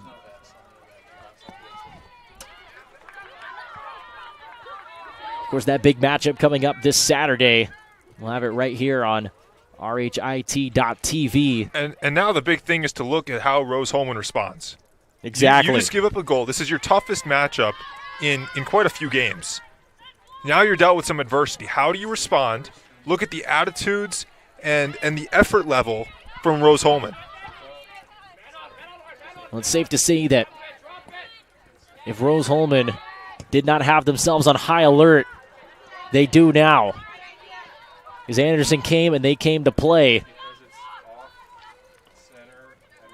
As you can see, they notched this game up behind the foot of Rebecca Fannin, the defender from Westerville, Ohio. Playing her 43rd career game, made her 23rd career start coming into tonight. Only recorded her 3rd career shot on target. Was able to net the first goal of her collegiate career. Might I say it was a massive one as well. And you know, if you're Rose Holman, you just get a corner kick right here. But you have to understand how good you've been this season. You were bound to let up a goal at some point. This should not sway their confidence one bit. They have 37 minutes to prove why they're the better team. That was the first goal they had given up in over 2 games. Here's a header towards the goal. It was off the woodwork, and it rolls out of bounds. And another stop from this Anderson defense. And it's quite the header. She came in like a flame, but you got to give credit to Wires again. Off the post, may have been off the hand even of Wires. Take another look, right off the post actually. But still, I mean, for the most part, she has really saved Anderson throughout this game. It was Camille Clark who put a head on that one. And Wires continues to play a massive role in the success of this Anderson team so far tonight. Foul called.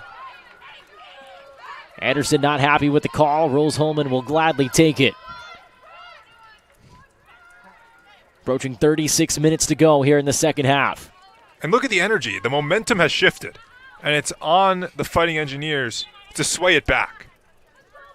We'll see if they can right here. There's a long ball towards the box and nobody home for Rose Holman. It will fall out of bounds for a goal kick. And every miss, and not that that's a miss, I mean it is, but not that it's like a terrible miss. Every time that Wires saves a shot, that the Ravens regain possession, that just builds to their confidence level, builds to the momentum that they've already gathered this second half. Well, the momentum's certainly on the side of Anderson as of right now. Rose Holman trying to wrestle it back from their conference rival. Engineers still in control of the possession. Schuler to the far side. Smith tries to play it across the middle. And it's booted away by Natalie Hay, the freshman out of Avon, Indiana. Now pass to the near side, almost intercepted by Fannin, the goal scorer for Anderson. Now Gibson will throw in right in front of us. Gibson directing traffic, throws it over towards the touchline. And the ball stays in. It was kicked off of the body of Gibson. And it's a throw in for Anderson. They force the takeaway. A lot of jostling out here at midfield. Ravens in control of it as of right now. Looking to potentially get the go-ahead goal. And they have fought so hard, at least up to this point in the game, to try to keep themselves in it against a very, very, and I put emphasis on the very, very good Rose Holman team. Get undefeated in conference play. In a win tonight, they would continue to control their own destiny in the HCAC regular season standings. Here's a run out on the far side. Down towards the byline. Kicked across the middle. Ball loose in the box, and it's picked up by Wires again. Anderson continuing to take punch after punch from this Rose Holman team. And they continue to take the blows and stand strong. They stay on their feet. And who was it again for Rose Holman? It was Marquardt. And she's been the offense, really.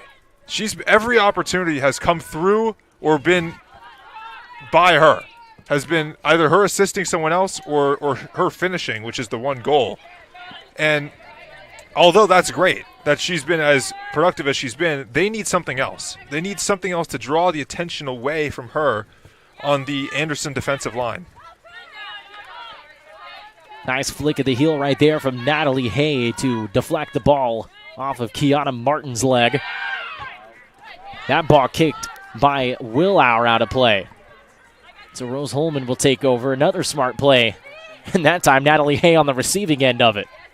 And there's a little wry smile because that was kicked with some malicious intent. I mean, that was a bomb. Big bump right there in the middle of Kylie Roberts trying to seal out Emma Johns. Ball is loose. Rose Holman being pushed back as Carolyn Hill tries to take control in her own attacking third. It's kicked up in the air by Smith. And it'll be a throw-in for Anderson inside their own attacking third. Under 33 minutes to go. The shot discrepancy, that gap has continued to close up. It's now 8-6 in favor of Rose Holman. It was 7-3, I should say 7-4 coming out of halftime. And in the first half, it was Rose Holman controlling the possession. It feels like in this half, it's been Anderson for the most part. They have undoubtedly been the aggressors. This is the exact opposite of what we saw in the first half, where it was Rose Holman for a majority of the first half, controlling the offensive narrative. But again, we've been talking about it since the goal was scored by Fannin, and even coming out of the halftime break, the defense for Anderson is what's kept them in this game and put them in this position. As for Rose Holman, it's been tough going trying to get anything of quality going towards the goal since, I would say, probably about the 10-minute mark of the first half. Ever since then, this offense has been extremely quiet. Alex Adams is going to try to change that narrative. Ball nearly gets through. It's kicked away by Ravens defense. Megan Foster getting that one out of there. Adams can't control. And, you know, we talk so much about Marquardt. Now she's on the far sideline. And I'm going to put the pressure on Sydney Schuler and Alex Adams. They have to own the near sideline. They have to be just as productive and just as intrusive on the Anderson defensive line so that they either they can score or open up Marquardt a little more on the far side. Ball up in the air towards the 6. Couple of headers. This one up in the air. Back and forth we go, and finally the Ravens, at least for the meantime, are able to get it outside of the 18. Rose Holman will try to counter again. Up top, Adams' shot is deflected. Smith trying to chase it down, cross up into the air. Nobody there for Rose Holman. And a bit of a dangerous play right there as Adrian Wires had to chase that one down, looking over her shoulder, but she was able to make the play nonetheless. On this turf, sometimes that bounce can trick you, and you don't want to see a bounce get the best of you in a game like this, but luckily for Wires, she was able to track it down. You know, nonetheless, I think this is something that we need to address right now, Sam, is that Kira Hicks is still on the bench for Rose Holman, and that's something important to bring up because she is obviously the leading goal scorer for this Rose Holman team. And as soon as she checks in, she changes the narrative of the game just by her presence on the field at being 6'2".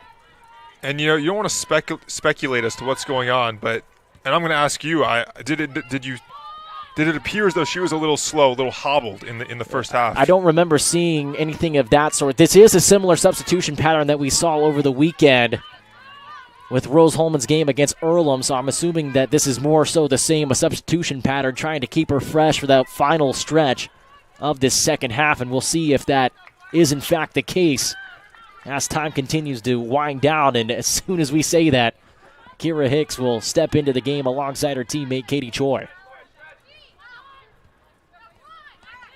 Also set to check in for Anderson, Emma Myers, preparing to make her first appearance on the night as well. Under a half an hour to go until game's end. Win, lose, or draw, that will be all she wrote.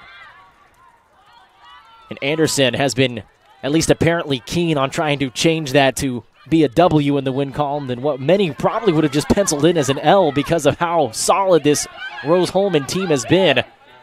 Again, Anderson, no throwaway team, but again, when you go up against a team that hasn't lost a conference game at all so far this season, they're playing on their home turf. It'd be hard to see anything else happening, but that's playing out at least as of right now. I mean, you're absolutely right. On paper, and just you look at their records, this looks like, hey, Anderson's going to fight, but this is going to be a loss. And Anderson's having none of that. They're saying, well, not only are we going to fight, but we're going to try to win this game with energy, with intensity, with tenacity, and that's what they've done so far.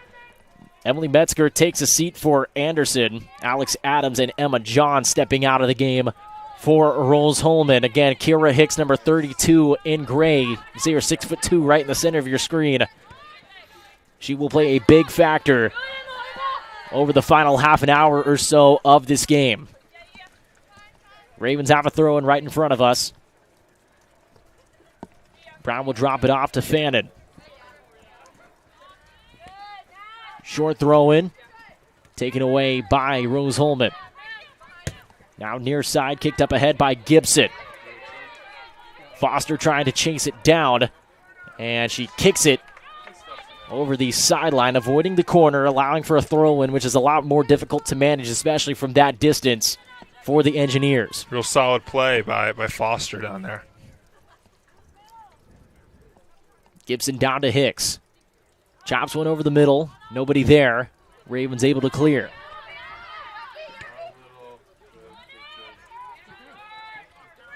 Anderson with the takeaway. Right there to pick it up was Brown.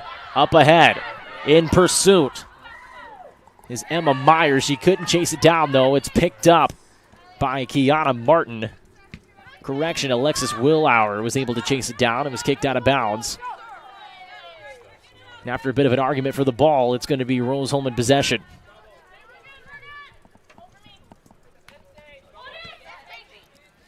Anderson there to quickly take it away. And back we go again. Riley Heasley will check in at the next opportunity. Nice tackle right in front of us. Jaden Gibson able to slide that one away and at least temporarily halt the pursuit upfield by Anderson. The Ravens, time and time again, are just finding ways to get the possession back. It's just effort, and that last time it was Lauren Brown streaking in to prevent an easy pass. Rose-Hulman streaking back the other way. That shot by Choi, high and left, allows Wires to just watch it fly by. She'll have a goal kick once play resumes after the substitution. Heasley checks in to replace Stacia Brooks. They're being disruptive. They're creating dysfunction. And if you had to script a game plan for Anderson, how they'd want this game to play out, this is how they'd want it to play out. And of course, you can point to the score for that being a factor, but the way, like you said, that has played out, they've kept fighting. Their defense has stayed strong, even though they have conceded. Again, the amount of saves recorded so far by Adrian Wires has been impressive, to say the least. And that's another big factor right there, is that Kira Hicks has not been a factor so far tonight.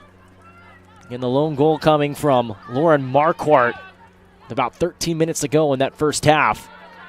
Smith not able to control it, and Anderson will try to push into their attacking third yet again.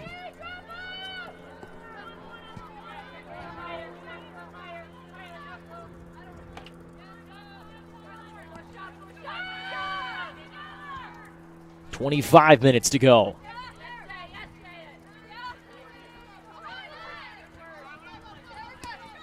Fannin, nice play over the middle. That might have gone through the legs of Gibson, although it doesn't get them very far. Takeaway. Choi looking up ahead. The pass up ahead for Schuler. On the run, left side. Might have an opportunity here. The cross, and it just goes wide. Hicks was right there streaking up the middle. Ball still in play, and Gibson chases it down. Crosses it, punched away by Wires, who does not grab it. She had Brown out there and thought better of slowing down the pace. Instead, they'll try to take it back the other way quickly, and they're able to flip sides of the field. It looked like a questionable option at first for Wires, but it ended up working out in Anderson's favor. And that's what I was going to say. Very dangerous play. You want to kind of control that, eliminate the threat, but Wires, she saw an opening. She saw that she had a man downfield and was like, we're going to keep the energy, the momentum. Why not push it downfield? Well, it worked out for Anderson, but then Rose-Hulman gets a takeaway and then a foul called as well. Free kick coming up for the Engineers. It'll be Clark to get it going. Looking for the long ball. Bending left. Hicks puts a head on it. Ball loose. Gibson trying to chase after it. Can't beat Fannin to it. Now Schuler almost slipped on the ball, but she stays on her feet and keeps in control. Collision.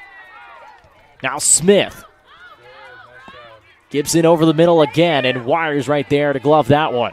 And you know, with Wires punching the previous one away, you wonder if that's something that's coached, or if that was just a spur of the moment, I see an opening.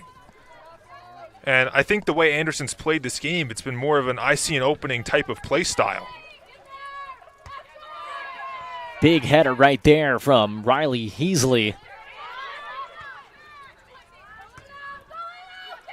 Rose-Hulman desperately trying to get that additional goal on the board. Again, their chances at an HCAC regular season championship ride on the fact that they stay up to pace with Mount St. Joseph. No, that was the title sponsors. Have you done any of your second half leads? No.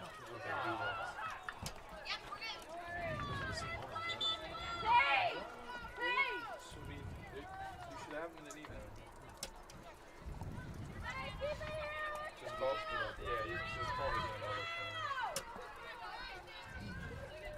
Substitution into the game as Paige Tomalo will come out of the game.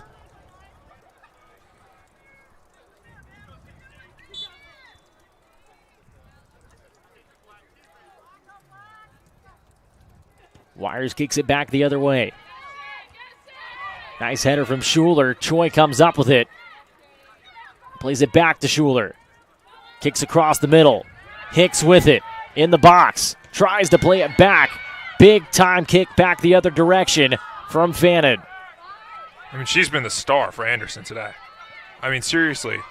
Defensively, she's held her own, but, I mean, the goal is the difference maker. We're 1-1 for a reason. Schuler shot deflected. Anderson with it out in midfield. They try to play a ball forward. It gets away from them.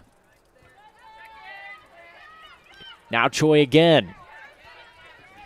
Takeaway. And it's taken right back. Neither team can hang on to the ball for more than 5 seconds at this point. Shows you just how competitive both of these teams are at this point in the game, knowing the implications that this has. And especially the case for Rose-Hulman. Big shot from Kira Hicks, who has been relatively silent, to say the least, so far. Her first shot of the night. And that one goes off to the left. And look who's coming in. Marquardt. Lauren Marquardt back into the game for the final 20 and a half minutes.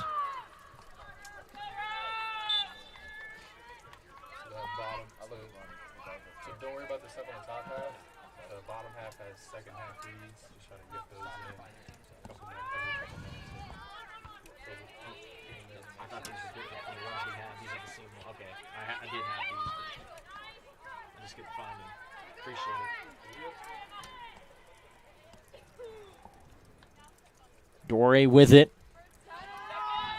Kicks it back up into the air as we're under 20 minutes to go. And since we didn't do reads with taglines, so at the end of the game, we'll have Here's the run by Schuler on the ground, and it is almost got out of the hands of Wires.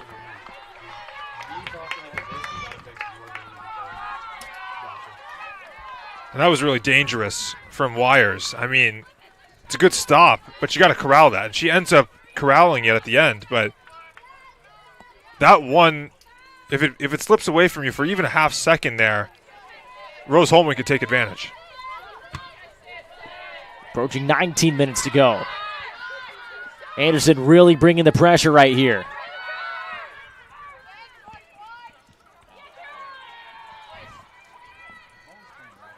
Ball still loose. Hill trying to control it.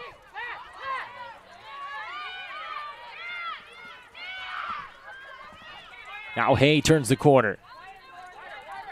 Anderson slowly moving the ball upfield. Nice pass over the middle. Controlled. Hurst has it kicked away. Now Rose-Hulman trying to go back the other way. Choi on a run out. Over to the far side with the wheels, Marquardt in pursuit, able to track it down. She has the lone goal so far tonight for the Engineers. Smith kicks it away, and it goes off of Marquardt out of play.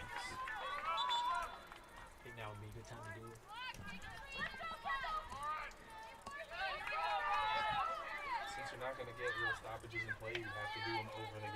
You just got to get them in quick. RHIT.TV is brought to you by Officially Human. Our mission is to restore respect to game officials and recognize them as authorities on the fields and courts. Do your part and practice good sportsmanship. If we don't have officials, we can't play. IndianaSRN sports page, wall-to-wall sports news every day, high school, college, pro sports. We have it all. Check it out, IndianaSRN.org, and click on the sports page tab. Choi with it outside the 18. Slides over to the far side. Marquardt with it. Marquardt down to the byline, kicks it over the middle. Ball through, it gets loose. Here's the kick towards the goal. It's batted away by Wires. A third shot, and that one finds the net.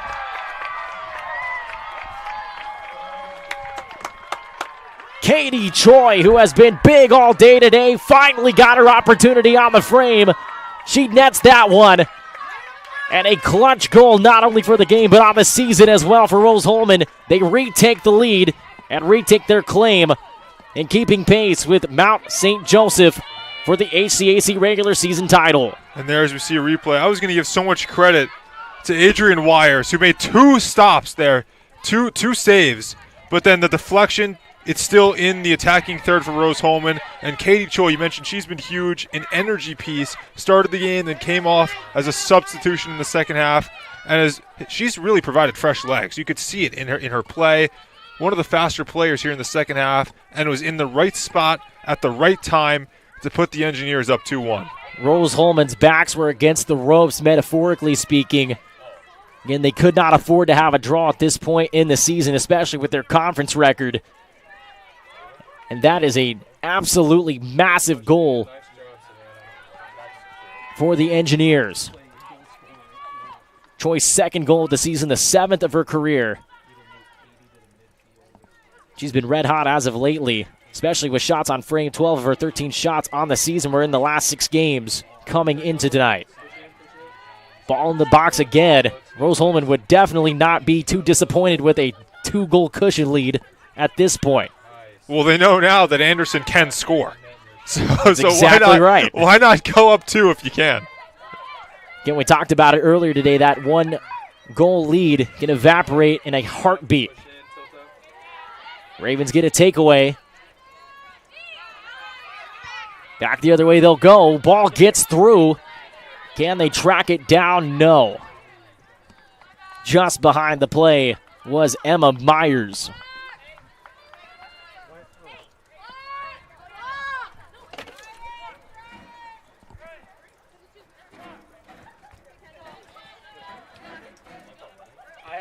I have the right time. I'll get with him.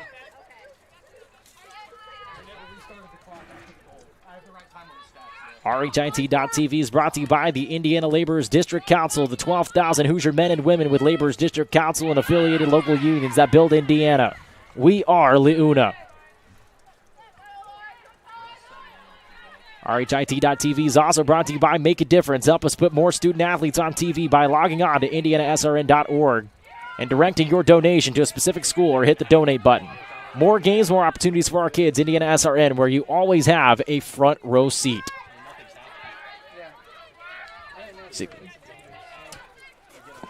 Ball will roll out of bounds. And the Ravens will try to attack back the other way. And the whistle will blow this one dead. They're trying to get the clock figured out. They didn't stop the clock. I have 14:41. And that's big. I mean, 2 minutes just came off the clock. And if you're talking about Anderson, they need as much time as possible. Exactly. And, of course, it's not as though the time evaporated out of nowhere. It's just being made up. But, again, still, nonetheless, you know, I don't think any of the players at the time knew that. Only the people who were scoring off to our left and the officials knew that the time was wrong. So now if you're Anderson, you really do seemingly only have 2 minutes less to work with. That could be a bit of a gut punch, especially with the way that the game is played out. And you wonder, even though obviously you mentioned no real time came off, it was always going to be 14 minutes. If that mentally tricks you into thinking, well, now we need to really get aggressive and go. Well, the Ravens getting aggressive right there. Takeaway on the part of Kennedy Hurst. He's able to take that one. And now Foster with it. Ball loose out in the middle. Ravens trying to find a way to even this game up. Looking for that equalizer. Smith upfield. Hicks bodies it.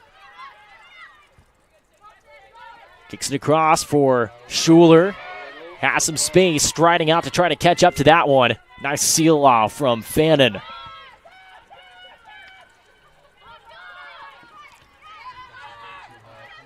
It's going to be now or never for Anderson. Again, they really don't have a stake in this in terms of the HCAC regular season championship.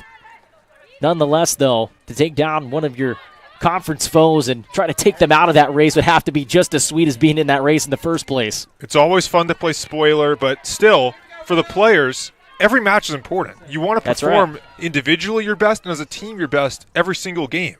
So despite the fact that they're out of it, they're not out of this game. They're not out of this match, and that's the mentality. Well, hey, we have a chance to win a match today. Doesn't matter if it's against Rose-Hulman. Doesn't matter if it's against Mount St. Joseph. We're going to try to win.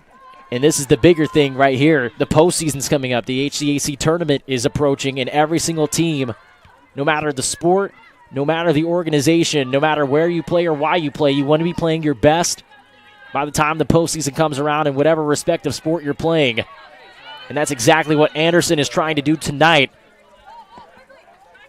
But Rose-Hulman, even though it seems as though their backs were against the ropes, they've been able to respond. Now will Anderson respond? They have already once tonight.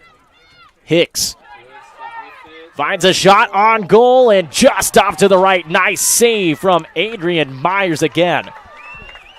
And Wires, I mean, the two goals have been real tough ones. You know, the bottom right from Marquardt in the first half, the third strike from Choi here in the second. So they've been two tough ones. But Wires has really had an excellent game between the posts for Anderson. Corner kick on the way. Rose-Hulman could put this game away potentially right here. Onto the top of the net and over the back. And out of play. Substitutions come in for Anderson as Paige Tomalo, as well as Emily Metzger, check back into the game. And you know, a question I have is, for Rose-Hulman, why aren't they trying to slow down the pace? They've maintained this fast-paced approach now with 11:30 to go in the second half. I would expect them with their defense as quality as it is and with the lead now, why not take a step back and try to eat some clock? RHIT.TV is brought to you by Family Source Insurance. Pat Cherry is your independent agent representing Ohio Mutual Insurance. Call him today for coverage tomorrow. 317-894-7000. RHIT.TV is also brought to you by Aspen Creek Grill. Why go anywhere else for delicious food? If you're looking for amazing fresh food and servers that genuinely care about service, you've got to try Aspen Creek Grill. Back the other way we'll go. Off the face of Anderson's Mangino, out of play. Schuler was on the attack. And now a corner kick on the way.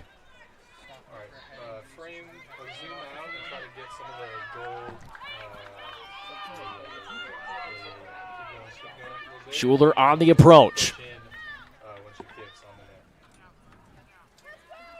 So wait to get everything set up. Multitude of players for Rose-Hulman set up at the top of the 18 and to the left. Ball's in the air and out of play as it soars over the backside of the goal. That's a couple of those now over the top of the net. And unfortunately for Rose-Hulman, that knockout punch seems elusive.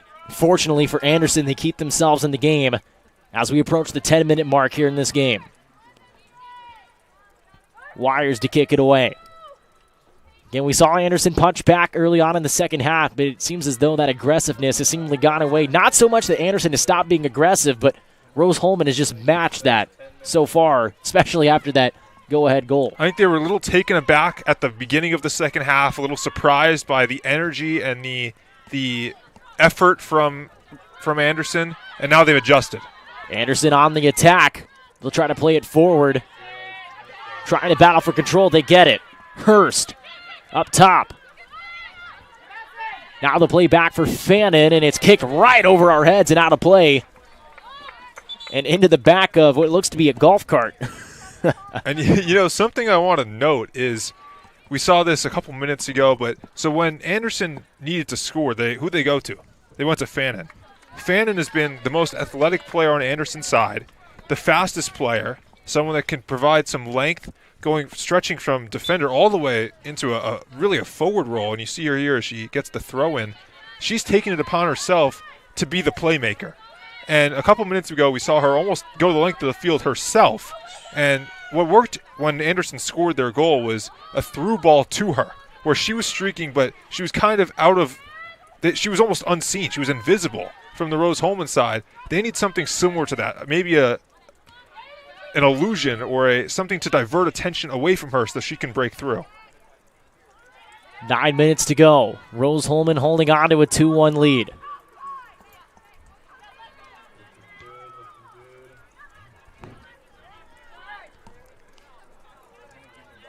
Marquardt battling for it.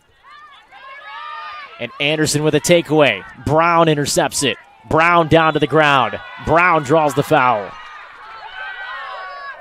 Golden opportunity coming up for Anderson.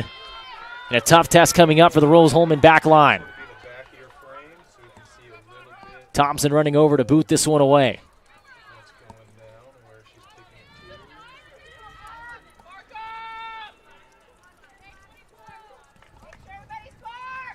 Rebecca Fannin will remain out near midfield. Of course, her natural position is a defender, so it's only natural that she'll stay out there. But watch what she does as soon as the ball is kicked. If she's going to come towards our near sideline and try to get down there, or if she's going to stay back. 8 minutes to go. Ball in the air. Loose inside the 18. Who will pick it up? It'll be Anderson. Foster slides it over to Hay, who took a shot. It was deflected. Another shot up top off the crossbar. Anderson continuing to get opportunities. A handball is called in the box. And Rose Holman is going to take over another brilliant opportunity for Anderson, and they can't cash in. What a strike. I mean, my goodness. Off the top of the crossbar, nearly in to tie this game.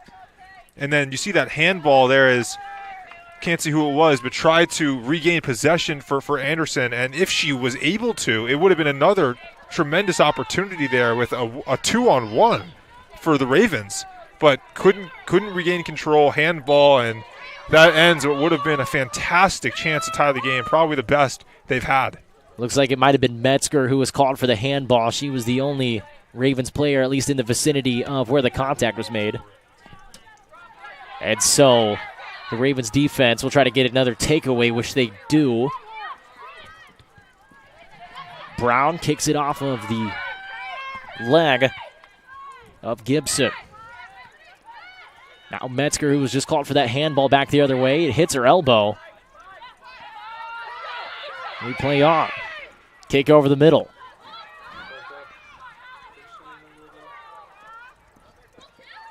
Nice weaving done right there by Carolyn Hill. And Rose Holman able to push them back again. Will Anderson break through? That'll be the question. Again, the HCAC standings look like this. Rose Holman, Mount St. Joseph, both tied with 16 points atop the conference. Both of these teams will meet on this very field on Saturday. If Anderson can find a way to tie this game up, they would potentially make things more difficult for Rose Holman to try to come out on top in those standings by the time the dust settles. You know, but even still, even if they tie, it's in Rose Holman's control if they beat Mount St. Joseph. That's right. So while we can't even express the importance of this one, that Rose Holman maintains their lead, they'll still have that shot on Saturday. Of course, then they would actually have to have the win in order to win it outright. Yes, exactly. A draw would more than likely mean that both of those teams would share if they would win out their final regular season games after that matchup as we hit the final week of the regular season. Hicks on a run out. Could this be the knockout punch for Rose Holman? And she'll turn it back, try to burn a little bit of clock and maybe look for a better opportunity. Marquardt taking it down to the corner, jostling for position. And it is kicked over the touch line and out of play for a throw-in. Nice job by the Anderson defense to avoid, I should say, giving up a corner kick. 5 minutes to go. Whistle blows. Offsides. And an offsides penalty is called.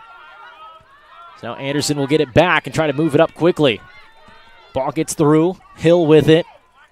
And Smith comes in to kick that one back the other direction.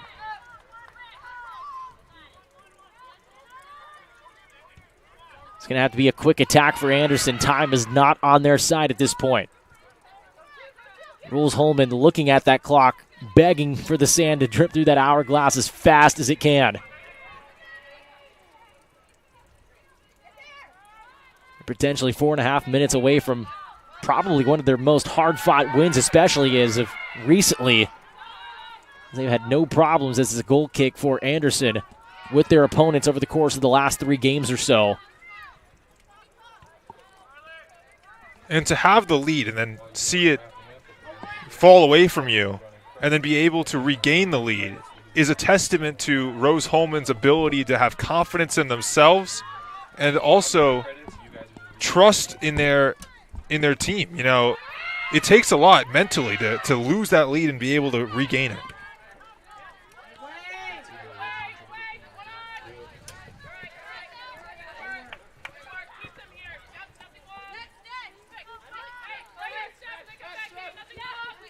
RHIT.TV is brought to you by Clean Slate. Find your future in the cloud. We're a technology consulting firm specializing in custom-built modern applications and products that deliver great agility, faster speed to innovation, and the resiliency to handle whatever the future throws your way.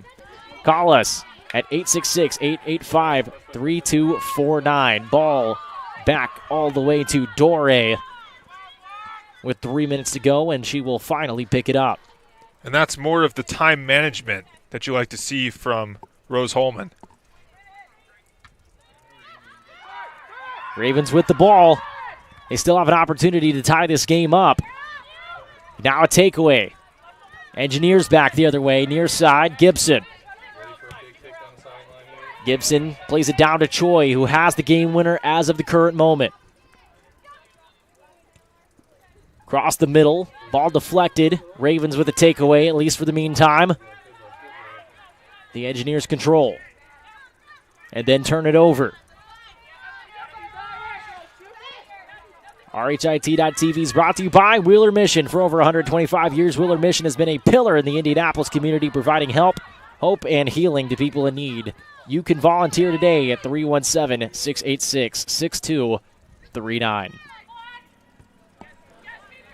2:16 to go here in the second half of play as time winds down in this hard-fought matchup between Anderson and Rose Holman. The Engineers in control. Choi takes a shot with the left foot.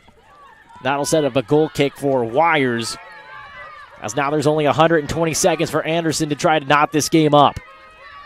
Down to the wire will go. Has to be movement up the field quick for Anderson. So far, they keep getting turned away. Now a long ball upfield. Controlled with it, Metzger. Trying to look for Carolyn Hill. She can't control it. Metzger will come back in to take over instead. Nice pass over to Thompson.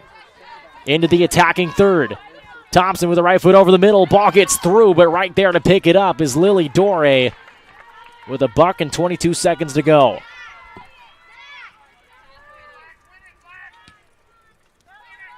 $1:15 to go.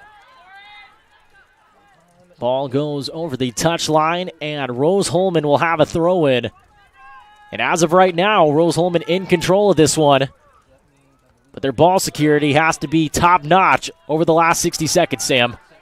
Yeah, and you can tell. Look at, I mean, this is the time waste. I'm going to call it time wasting, but it's time management. that's really critical at this stretch of the game. Under a minute, just kicking it around to themselves, out of play, throw-ins, taking your time with the throw-ins. That's how you seal off victories like this. 36 seconds. Engineers with a takeaway. Still on her feet. 30 seconds remaining. Marquardt over the middle. Choi with a shot right into the hands of Wires, who has to be in a hurry. Wires, big boot right there. Bending towards the middle of the field. It's tapped away by Martin. Choi with it to the far side for Marquardt. Now down to Martin with 10 seconds. 10, 9, 8, 7, 6. Martin in the corner will roll out of bounds. And the Rose-Hulman Fighting Engineers emphasize the fighting in that name tonight. A hard-fought win for Rose-Hulman over their conference rival in the Anderson Ravens. Final score from Terre Haute, 2-1 in favor of Rose-Hulman. They keep themselves in the mix for the HCAC regular season title. And then they face big Mount St. Joseph on Saturday. They took care of business. Now it's time to look forward, but before they do look forward, let's recap tonight's game, Sam. What did you see from these two teams? And, you got to give credit to Anderson, but you mentioned the fighting in the Fighting Engineers of Rose-Hulman, and that's what it was. And, earlier in the second half, we looked at the shots, and we was like 8-6. That doesn't seem like Rose-Hulman type of game with them bleeding in the shots category by 2. But look at the end, 19-7. That's how it ended, because there was a middle part of that game right after the second half started where Anderson surprised Rose-Hulman. They took control. But in the end, it was Rose-Hulman who regained momentum. That's such a hard thing to do in sports. Once you've lost it, you've lost the lead, you've lost everything, to regain it. Because the final 25 to 30 minutes was so dominant by Rose-Hulman, and that's how they came out of this game with the shot lead, 19-7, and the goal lead, 2-1. RHIT.TV is brought to you by Reynolds Farm Equipment, Morales Group. Reynolds Farm Equipment. Reynolds Farm Equipment is a leading equipment dealer serving farmers, homeowners, landscapers, and commercial contractors in and throughout the state of Indiana. Nothing runs like a deer. Give us a call today, 317-849-0810. Passion to Care, delivering care with more than 24 years of experience. As a prestige healthcare company, Passion to Care is driven by decades of expertise and the drive to go above and beyond.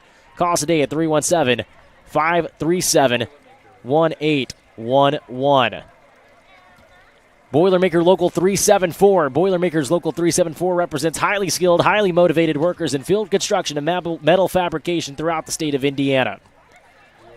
Wheeler Mission. For over 125 years, Wheeler Mission has been a pillar in the Indianapolis community. Bertner Electric, your trusted electrician partner since 1986. Morales Group. We're in business to create a better future for you and your family. Northwestern Mutual, inspiring people to repeatedly take action on their financial goals. Indiana Laborers District Council, the 12,000 Hoosier men and women with Laborers District Council and affiliated local unions that build Indiana. We are LeUna. And by the IndianaSRN Sports page. Follow the sports page every day with update news from coast to coast. Log on at IndianaSRN.com and click on our tab. In the final tally from Terre Haute tonight, Rose-Hulman 2, Anderson 1. Sam, final thoughts real quickly. Well, I see the attacking, the possession numbers. And actually surprising that Anderson possessed more than Rose-Hulman, 60-40. However, you look at the attacking third, 16% of the time for Rose-Hulman, they were in the attacking third. That's a huge number. That's how more shots on goal, 11 of them, win 2-1.